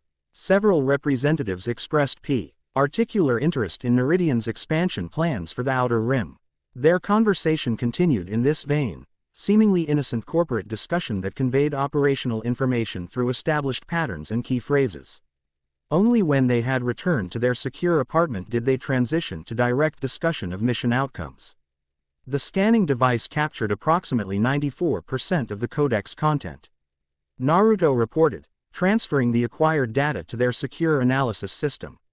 Preliminary review confirms significant sections relating to interdimensional energy theory and potential transfer mechanisms. Sira examined the incoming data with professional interest, her analytical mind already cataloging and cross-referencing the information. The theoretical models appear consistent with fragments recovered from Athos and Yavin 4. The Emperor's research focus is increasingly coherent when viewed through this additional context. Naruto hesitated, considering how much of the unexpected encounter to share. Professional protocols demanded complete disclosure, but instinct suggested selective reporting might be prudent given the sensitive nature of the Jedi's observations. The Restoration Bay received unscheduled visitors during the operation, he began carefully. 2 Jedi, identified as Master Sidra and an unnamed Padawan, examining the codex for their own purposes. Sira's attention sharpened immediately. Jedi presence was not anticipated by intelligence assessments. Were you compromised? Negative, Naruto assured her. Stealth protocols remained effective. However, their conversation revealed potentially significant intelligence. They referenced resonance disturbances occurring throughout the galaxy, particularly in the outer rim. Beginning approximately 1 standard year ago, he watched her reaction carefully as he continued. They explicitly connected these phenomena to rumors of the Emperor's new apprentice, Refair. Ed-Tuaz, the Outlander, clearly meaning me. They believe these disturbances represent interdimensional boundary weakening, potentially related to my presence in this galaxy. Sira's expression remained professionally composed, but Naruto detected the subtle indicators of intense internal processing, the slight narrowing of her crimson eyes, the momentary stillness of her normally fluid movements. She was comparing this information against classified intelligence she already possessed, determining correlation and significance. This aligns with certain restricted data patterns, she finally acknowledged. Imperial science has documented unusual energy fluctuations beginning shortly after your arrival. The phenomena have been classified Priority Omega, Emperor's personal oversight only. He admission confirmed Naruto's suspicions. The Emperor had been aware of these resonance disturbances, but had compartmentalized the information, keeping it from Naruto despite its direct relevance to his situation. More concerning, Imperial science had been monitoring the phenomena under highest security classification, suggesting significant strategic importance. The Jedi seemed concerned about potential deliberate manipulation of these effects, Naruto added, studying Sira's reactions carefully. They specifically mentioned the Emperor potentially manipulating interdimensional boundaries through my abilities. Sira maintained her composed expression, but Naruto sensed genuine conflict within her. Professional loyalty to Imperial protocols wrestling with intellectual honesty and perhaps personal concern. Such speculation exceeds my operational purview, she replied after a measured pause, a non-answer that itself conveyed significant meaning. When she continued, her voice carried subtly different intonation, almost imperceptibly softer. However, correlation between documented phenomena and theoretical models from multiple independent sources suggests valid foundational premises. In Sira's precisely calibrated communication style, this represented significant acknowledgement. She was essentially confirming that the Jedi's concerns aligned with classified Imperial data, without explicitly violating security protocols. The concession reflected their evolving trust relationship, particularly given the sensitive nature of information involving the Emperor's personal research priorities. We should complete standard mission documentation and prepare for extraction, she continued, returning to operational procedure.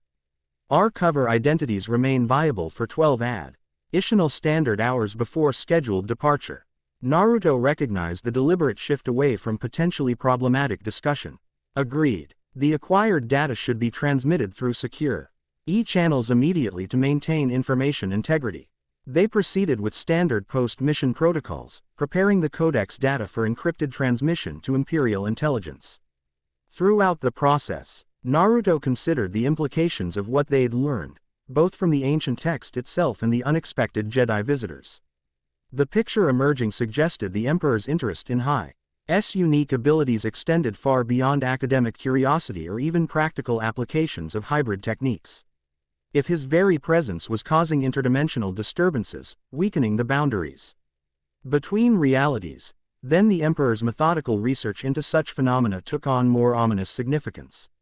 The ancient Sith might be pursuing capabilities far beyond what he had revealed to Naruto directly. Their extraction from Coruscant proceeded without complications the following day, their cover identities having successfully completed supposed business objectives. The corporate shuttle that transported them to the neutral world of Manon, where they would transfer to Imperial transportation, provided their first opportunity for secure, private conversation since completing the Senate infiltration. The Emperor will expect personal debriefing upon our return to Dromund Kaas, Sira noted as their shuttle entered hyperspace, her voice pitched to avoid the vessel's passive monitoring systems.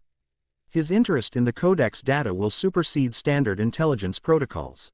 Naruto nodded, understanding the implicit warning. How much of our supplementary findings do you intend to include in official documentation?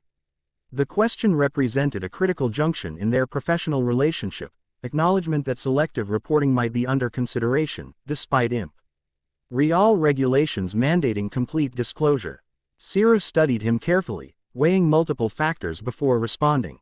Official documentation will include all directly observable data and confirmed intelligence. She replied with careful precision. Speculative correlation and third-party theoretical assessment may require additional verification before incorporation into permanent records. The deliberately ambiguous response suggested she intended to report the Jedi's presence but perhaps not the full extent of their theories regarding interdimensional disturbances, at least not immediately. This small but significant deviation from absolute protocol reflected evolving priorities and perhaps personal judgment regarding information control. Prudent approach, Naruto acknowledged, accepting the unspoken agreement. Verification ensures analytical integrity. The remainder of their journey to Imperial space passed with standard operational discussion and preparation for reintegration into their respective roles upon return. As Darth Maelstrom, Naruto would resume his official position as specialized operative for the Emperor's personal projects, while Sira would return to our intelligence division with their mission's official findings. Dromund Kaas greeted them with its characteristic storms, lightning illuminating the Imperial fleet in dramatic flashes as their shuttle descended toward the capital. The perpetual rainfall created sheets of water across landing platforms, reflecting the red warning lights of military vessels in blood-colored pools. After the artificial precision of Coruscant, the primal intensity of the Imperial capital provided stark atmospheric contrast. As anticipated, an Imperial escort awaited their arrival, not standard military personnel, but members of the Emperor's personal guard, their distinctive armor marking their elite status. Their presence confirmed the Emperor's immediate interest in the mission's findings, bypassing normal debriefing protocols. Lord Maelstrom, the guard captain addressed Naruto formally. His Immortal Majesty requests your immediate attendance. Officer Saravidos is to report to Intelligence Command for standard mission documentation. The separation was expected but nonetheless significant. The Emperor wanted private consultation before intelligence processed the complete findings. Naruto exchanged a brief glance with Sira, unspoken understanding passing between them regarding their earlier discussion of selective reporting. Of course, he acknowledged, following the escort toward a private shuttle while Sira proceeded toward the intelligence complex with the mission's official data package. The separation felt strangely significant after their extended close collaboration on Coruscant. A return to their distinct roles within the Imperial hierarchy. The Emperor awaited in his private sanctum rather than the formal throne room, suggesting particular interest in confidential discussion. The ancient Sith stood before a massive holographic display showing energy pattern analyses, diagrams Naruto recognized as relating to the resonance disturbances mentioned by the Jedi. Your mission was successful, the Emperor stated rather than asked as Naruto entered, not bothering to turn from his examination of the data displays. The Atris Codex contained the theoretical frameworks I anticipated. Yes, my lord, Naruto confirmed, approaching the display. The scanning device captured approximately 94% of the content, including all sections relating to interdimensional theory.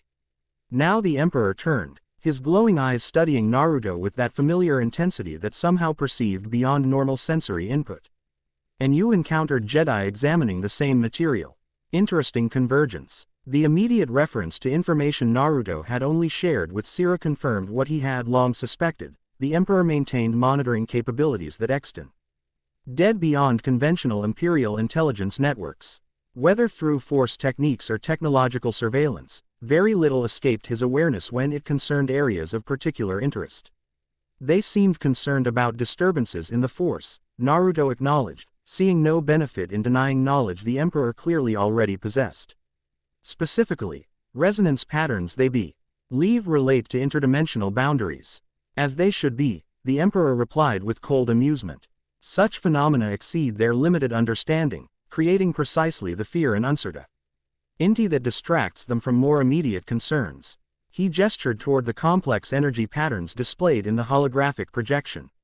What you see here represents a fundamental shift in galactic energy patterns, the first stages of what ancient texts called the convergence. The term resonated with what both the Athos Temple Guardian and the Atris Codex had referenced, a process involving the interaction of different dimensional energy systems. More significantly, both sources had connected this concept directly to Naruto himself. And this convergence relates to my presence here, Naruto stated rather than asked. Tired of the Emperor's measured revelations and partial truths. My arrival triggered these disturbances, and they've been increasing as my abilities develop. The Emperor's thin lips curved in what passed for a smile on his ancient face. Perceptive. Yes, your unique nature, simultaneously channeling both force energy and your native chakra, creates resonance patterns that influence the fundamental barriers between dimensional realities. He manipulated the holographic display, zooming to show temporal progression of the disturbance patterns. Initially, the effects were localized and minimal, detectable only through specialized instruments. As your hybrid abilities have developed, integrating both energy systems more completely, the resonance effects have expanded proportionally. The implications were significant and concerning. You've been monitoring these effects since my arrival, Naruto observed. Part of your interest in my training was to study how my development influenced these patterns. Of course, the Emperor acknowledged without hesitation. Your potential extends far beyond mere combat applications or even the fascinating hybrid techniques you've developed. You represent a unique nexus point between realities, a living convergence that could potentially facilitate controlled interaction between dimensional boundaries. Candid admission confirmed Naruto's growing suspicions about the Emperor's true interest in his abilities. Not merely academic curiosity or even practical applications of hybrid techniques, but something far more ambitious, and potentially dangerous. The ancient texts speak of such possibilities, the Emperor continued, his voice taking on the quality it always did when discussing historical esoterica, the closest the ancient Sith came to genuine enthusiasm. Chulik Horde theorized but never achieved practical application. Atris conceptualized the theoretical framework but lacked the necessary catalyst. His glowing eyes fixed on Naruto with disturbing intensity. You, however, represent both proof of concept and functional mechanism simultaneously. To what end? Naruto asked directly, unwilling to accept further obfuscation.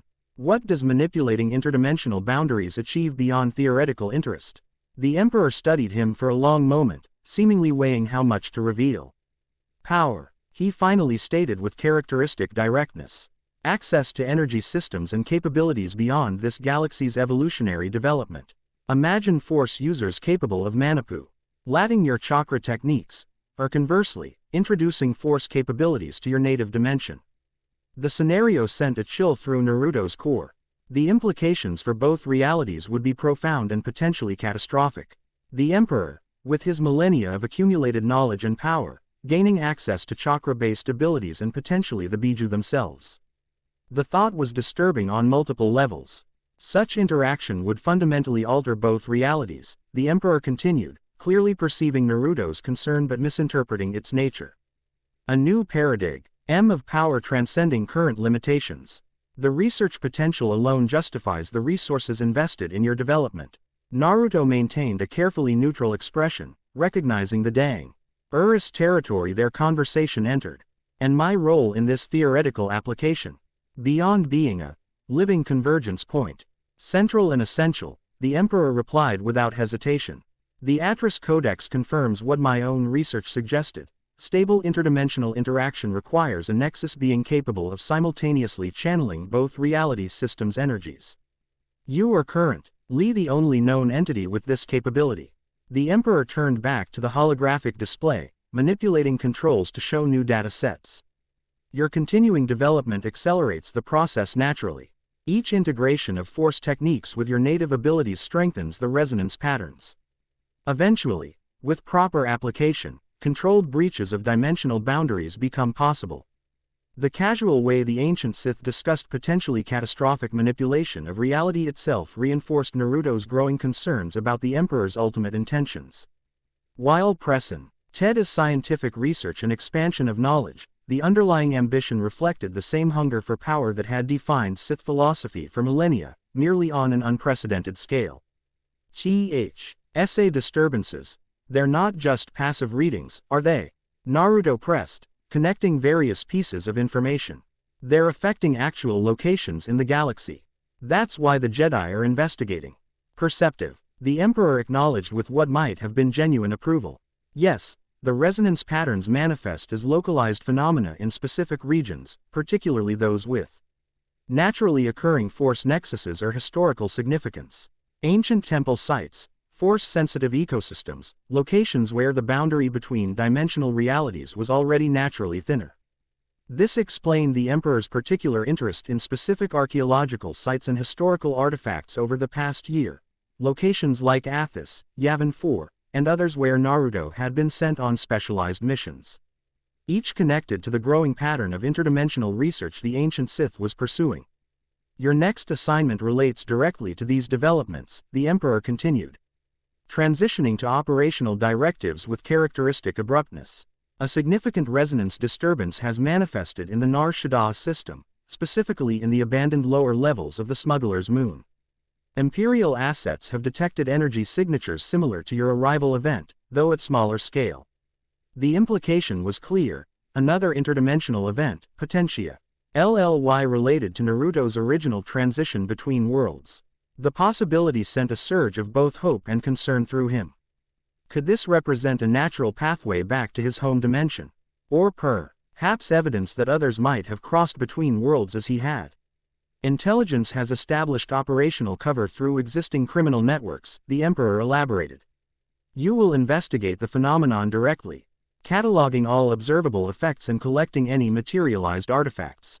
Saravidos will again serve as your operational handler, given your established effective partnership.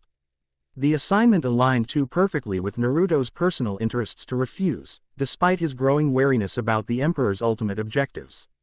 If another interdimensional breach had occurred, the potential for learning more about his own situation, perhaps even identifying a pathway home, outweighed his reservations about furthering the Emperor's research. "When do we depart?" he asked, accepting the assignment while internally resolving to maintain independent assessment of whatever they discovered. "Immediately," the Emperor replied. "The phenomenon manifested 12 standard hours ago and appears unstable. Rapid investigation is essential before evidence degrades." He deactivated the holographic display with a gesture.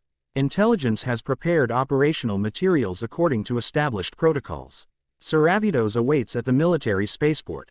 The dismissal was clear. The Emperor had shared what he deemed necessary and expected immediate action. Naruto bowed SLIGHTLY, the minimum deference required by protocol, before turning to depart. As he reached the chamber doors, the Emperor's voice stopped him once more. "Lord Maelstrom," the ancient Sith called, Yusin. The title he had bestowed a year earlier. "Your development continues to exceed baseline projections. Remember that advancement requires embracing potential rather than clinging to obsolete limitati ons, regardless of their sentimental value." The statement carried multiple layers: acknowledgement of Naruto's growing abilities alongside subtle pressure to abandon remaining attachments to his former identity and home world. The Emperor consistently encouraged evolution toward a new self while gradually diminishing connections to what had come before, a psychological approach Naruto had recognized early in their relationship. "I value all sources of strength, my lord," he replied carefully. "Both past and present." The deliberately ambiguous response satisfied protocol without conceding the Emperor's implicit suggestion.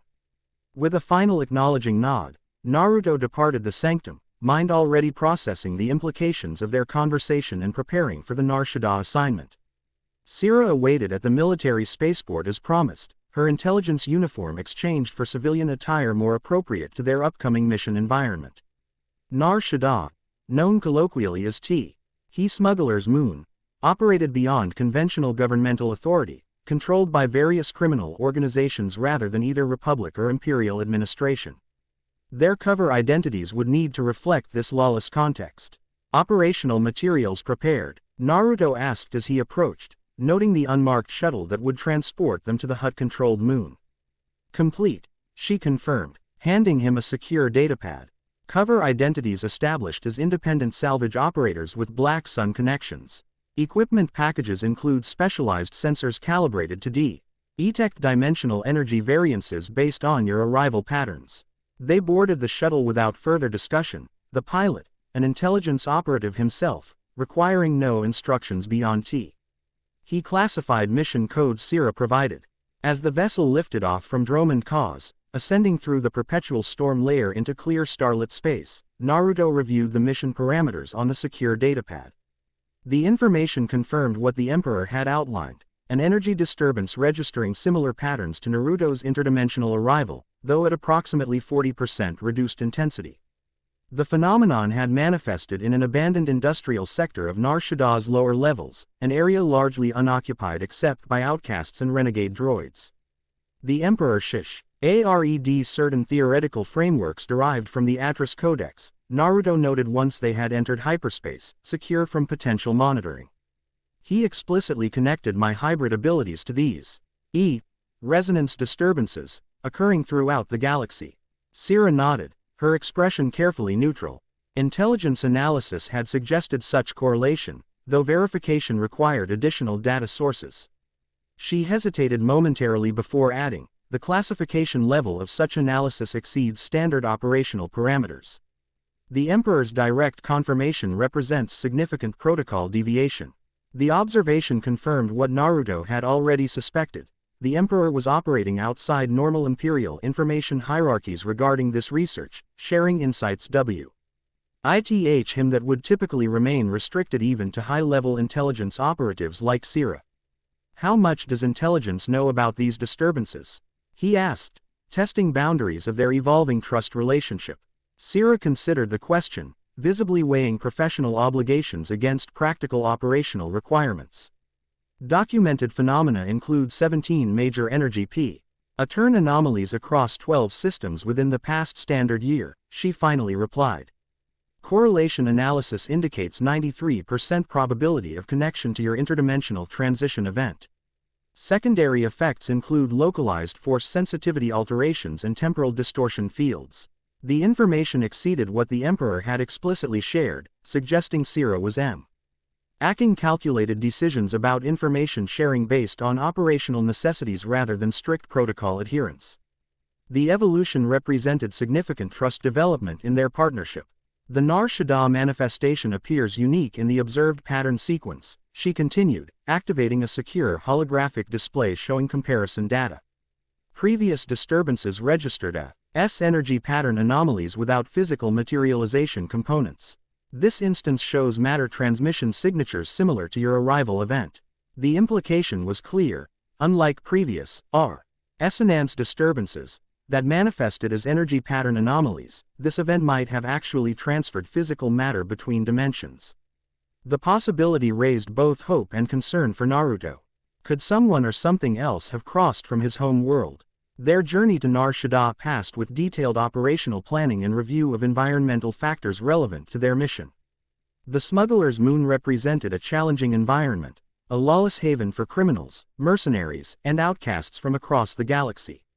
Unlike their recent Coruscant operation with its clear governmental structures and predictable security protocols, Nar Shaddaa operated by ever-shifting alliances and territorial claims among criminal organizations. The shuttle emerged from hyperspace in the Nar Shaddaa system. The infamous moon visible as a sprawling urban sphere orbiting the Hutt homeworld of Nal Hutta. Unlike the ordered patterns of Coruscant's cityscape or the natural integration of Dromund Kaas's architecture, Nar Shaddaa presented a chaotic jumble of structures built upon structures, a vertical labyrinth of technological development without planning or regulation. We'll dock at the Corellian sector spaceport, the pilot informed them as they began atmospheric entry. Imperial intelligence maintains limited operational presence through proxy organizations. Your contact operates a salvage processing facility in the mid-levels. Their descent through Nar Shaddah's atmosphere provided glimpses of the moon's distinctive character, towering skyscrapers protruding from ancient industrial infrastructure. Gaudy entertainment districts blazing with holographic advertisements, shadowy lower levels where sunlight never penetrated. A world of extremes, where luxury and destitution existed in vertical proximity. Separated by both physical elevation and social stratification. The spaceport itself reflected this contradictory nature, modern docking facilities and security systems operating alongside obviously illegal modifications and questionable regulatory compliance.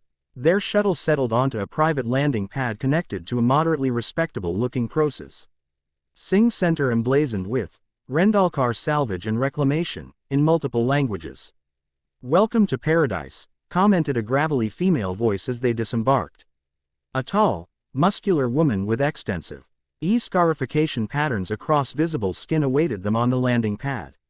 Her attire suggested practical functionality rather than fashion, reinforced work clothes with multiple weapons visible and likely more concealed. "Intelligence sends the prettiest operatives these days. Nix Tamora, I presume," Sira replied, unruffled by the greeting. "Your operational reputation precedes you."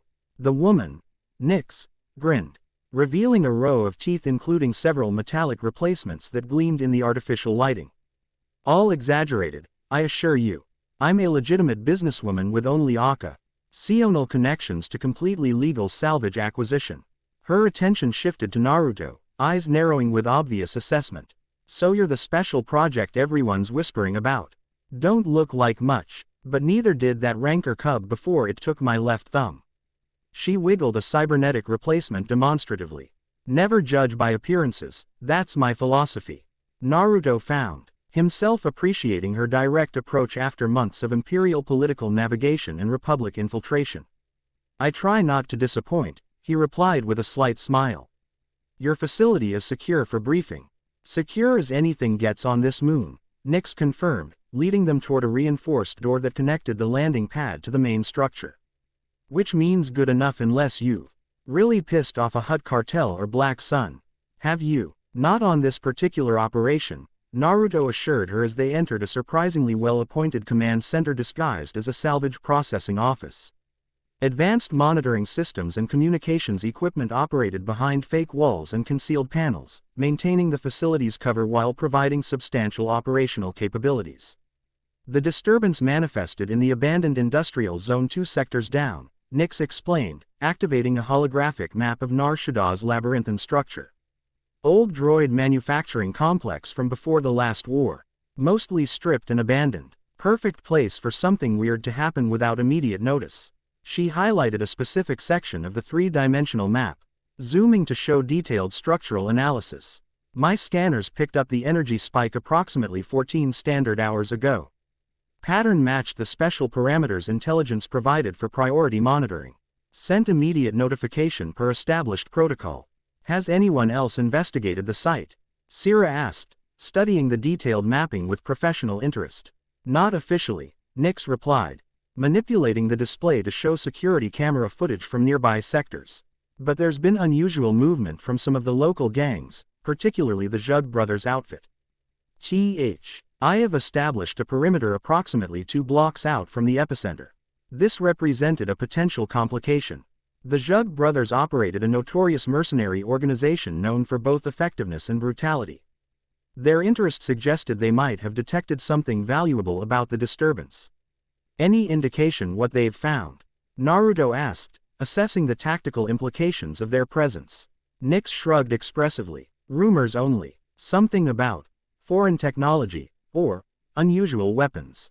The Zhugs aren't exactly chatty with their operational details. But I have devoted significant resources to securing the area, more than standard salvage would justify." The description raised Naruto's interest immediately. Foreign technology could well describe Shin Obi equipment if something, or someone, had indeed crossed from his home dimension. The possibility warranted immediate investigation despite the complications presented by the mercenary presence. LL need to access the disturbance epicenter directly, he stated, mentally cataloging equipment requirements. Preferably without engaging the Zhug forces if avoidable. There's an old maintenance tunnel system that runs beneath their perimeter, Nix suggested, highlighting a network of passages on the holographic map. Not on standard charts, but I make a point of knowing all the back doors in my operational territory. It'll get you within 50 meters of the epicenter without crossing their security line. Acceptable approach, Sierra confirmed after brief analysis. Specialized detection. Equipment has been prepared based on Lord Maelstrom's unique energy signature. Intelligence anticipates significant correlation between the disturbance patterns and his baseline readings. Nix raised an eyebrow at the Lord Maelstrom title but made no direct comment. I've prepared local appropriate attire and equipment, she said instead, gesturing toward a storage area where various gear had been assembled. Nothing that screams Imperial to get you shot by every bounty hunter with Republic sympathies. The equipment consisted of practical, well-worn clothing typical of independent salvage operators, supplemented with quality armor components and weapons that suggested successful operators rather than desperate scavengers. The balance would allow them to blend with Nar Shaddah's mid-level professional class without drawing undue attention. I'll guide you through the maintenance tunnels personally, Nix added as they prepared the equipment. The system has some unique Navigot ion requirements that don't translate well to maps. Plus, certain local residents respond better to familiar faces than unknown intruders. You have established relationships with tunnel inhabitants? Sierra asked, her tone suggesting professional assessment rather than judgment. Nix grinned again, that metallic gleam flashing. Let's just say I maintain mutually beneficial arrangements with Vari. Aus specialized information sources throughout my operational territory. In my line of work, good intelligence is worth more than blaster power. Their preparation proceeded efficiently, with Naruto and Sierra changing into the provided attire while Nix finalized equipment loadouts. The specialized sensors designed to detect interdimensional energy patterns were carefully disguised as standard salve age assessment tools, functional camouflage should they encounter other operators during their mission. One last thing, Nix said as they completed preparations. From a secured locker, she retrieved what appeared to be a standard blaster pistol, though Naruto immediately noted subtle modifications to its configuration. Intelligence sent this specifically for you, Lord Maelstrom. Said you'd know how to optimize it. Naruto accepted the weapon, immediately recognizing it as the specialized design he'd been developing with Imperial Research Division, a hybrid energy weapon capable of channeling both conventional blaster technology and his own unique abilities. The prototype had shown promise in controlled testing environments but hadn't yet been deployed in field operations. Interesting timing, he commented. Examining the weapon carefully, the Emperor clearly anticipated potential combat during this operation, despite the official focus on investigation and data collection. With EQU, IP meant prepared and operational plans established, they proceeded toward the maintenance tunnel access point, a concealed entrance within the salvage facility's lower levels. Nix led with confident familiarity, navigating service corridors and security checkpoints with practiced ease. Fair warning, she advised as they approached the tunnel entrance. The Undercity ecosystem has its own rules and hierarchies. Follow my lead with local interactions, and remember that respect goes further than credits in established territories. The maintenance tunnels themselves proved both more extensive and better maintained than their allegedly abandoned status would suggest. Lighting systems operated at minimal capacity, providing sufficient illumination without broadcasting occupancy. Periodic junked ions showed signs of habitation, makeshift living quarters established by those seeking existence beyond even Nar Shaddah's minimal authorities. Nix navigated with absolute confidence, occasionally changing brief greetings or subtle hand signals with tunnel residents they encountered. Most acknowledged her with respectful nods before continuing their activities, demonstrating the mutually beneficial arrangements she had referenced. The local network maintains passive monitoring of unusual activities, she explained quietly as they proceeded deeper into the system. They noticed the energy-wide disturbance immediately but maintained distance after observing unusual effects on electronic equipment. When the Zhugs arrived and established their perimeter, the network withdrew to standard operational boundaries. Unusual electronic effects. Sira inquired, professional interest evident. Specific manifestations. Power fluctuations, communication interference, and according to one particularly reliable source. Complete reprogramming of a maintenance droid that ventured too close to the epicenter, Nix replied. The droid reportedly began operating according to unfamiliar protocols, before self-destructing when retrieval was attempted. This information aligned with theoretical models regarding interdimensional energy interactions with local technology, another indicator that the disturbance potentially represented actual crossover between realities rather than mere resonance effects. After nearly 40 minutes of navigation through increasingly deteriorated sections of the tunnel network, Nix halted at a junction featuring a heavily reinforced access hatch. This service connection emerges in the sub-basement of the abandoned manufacturing complex, she explained, consulting a wrist-mounted scanner. Zhug perimeter forces are concentrated at ground level and above. Underground access points appear minimally monitored, likely focusing on potential salvagers APROA.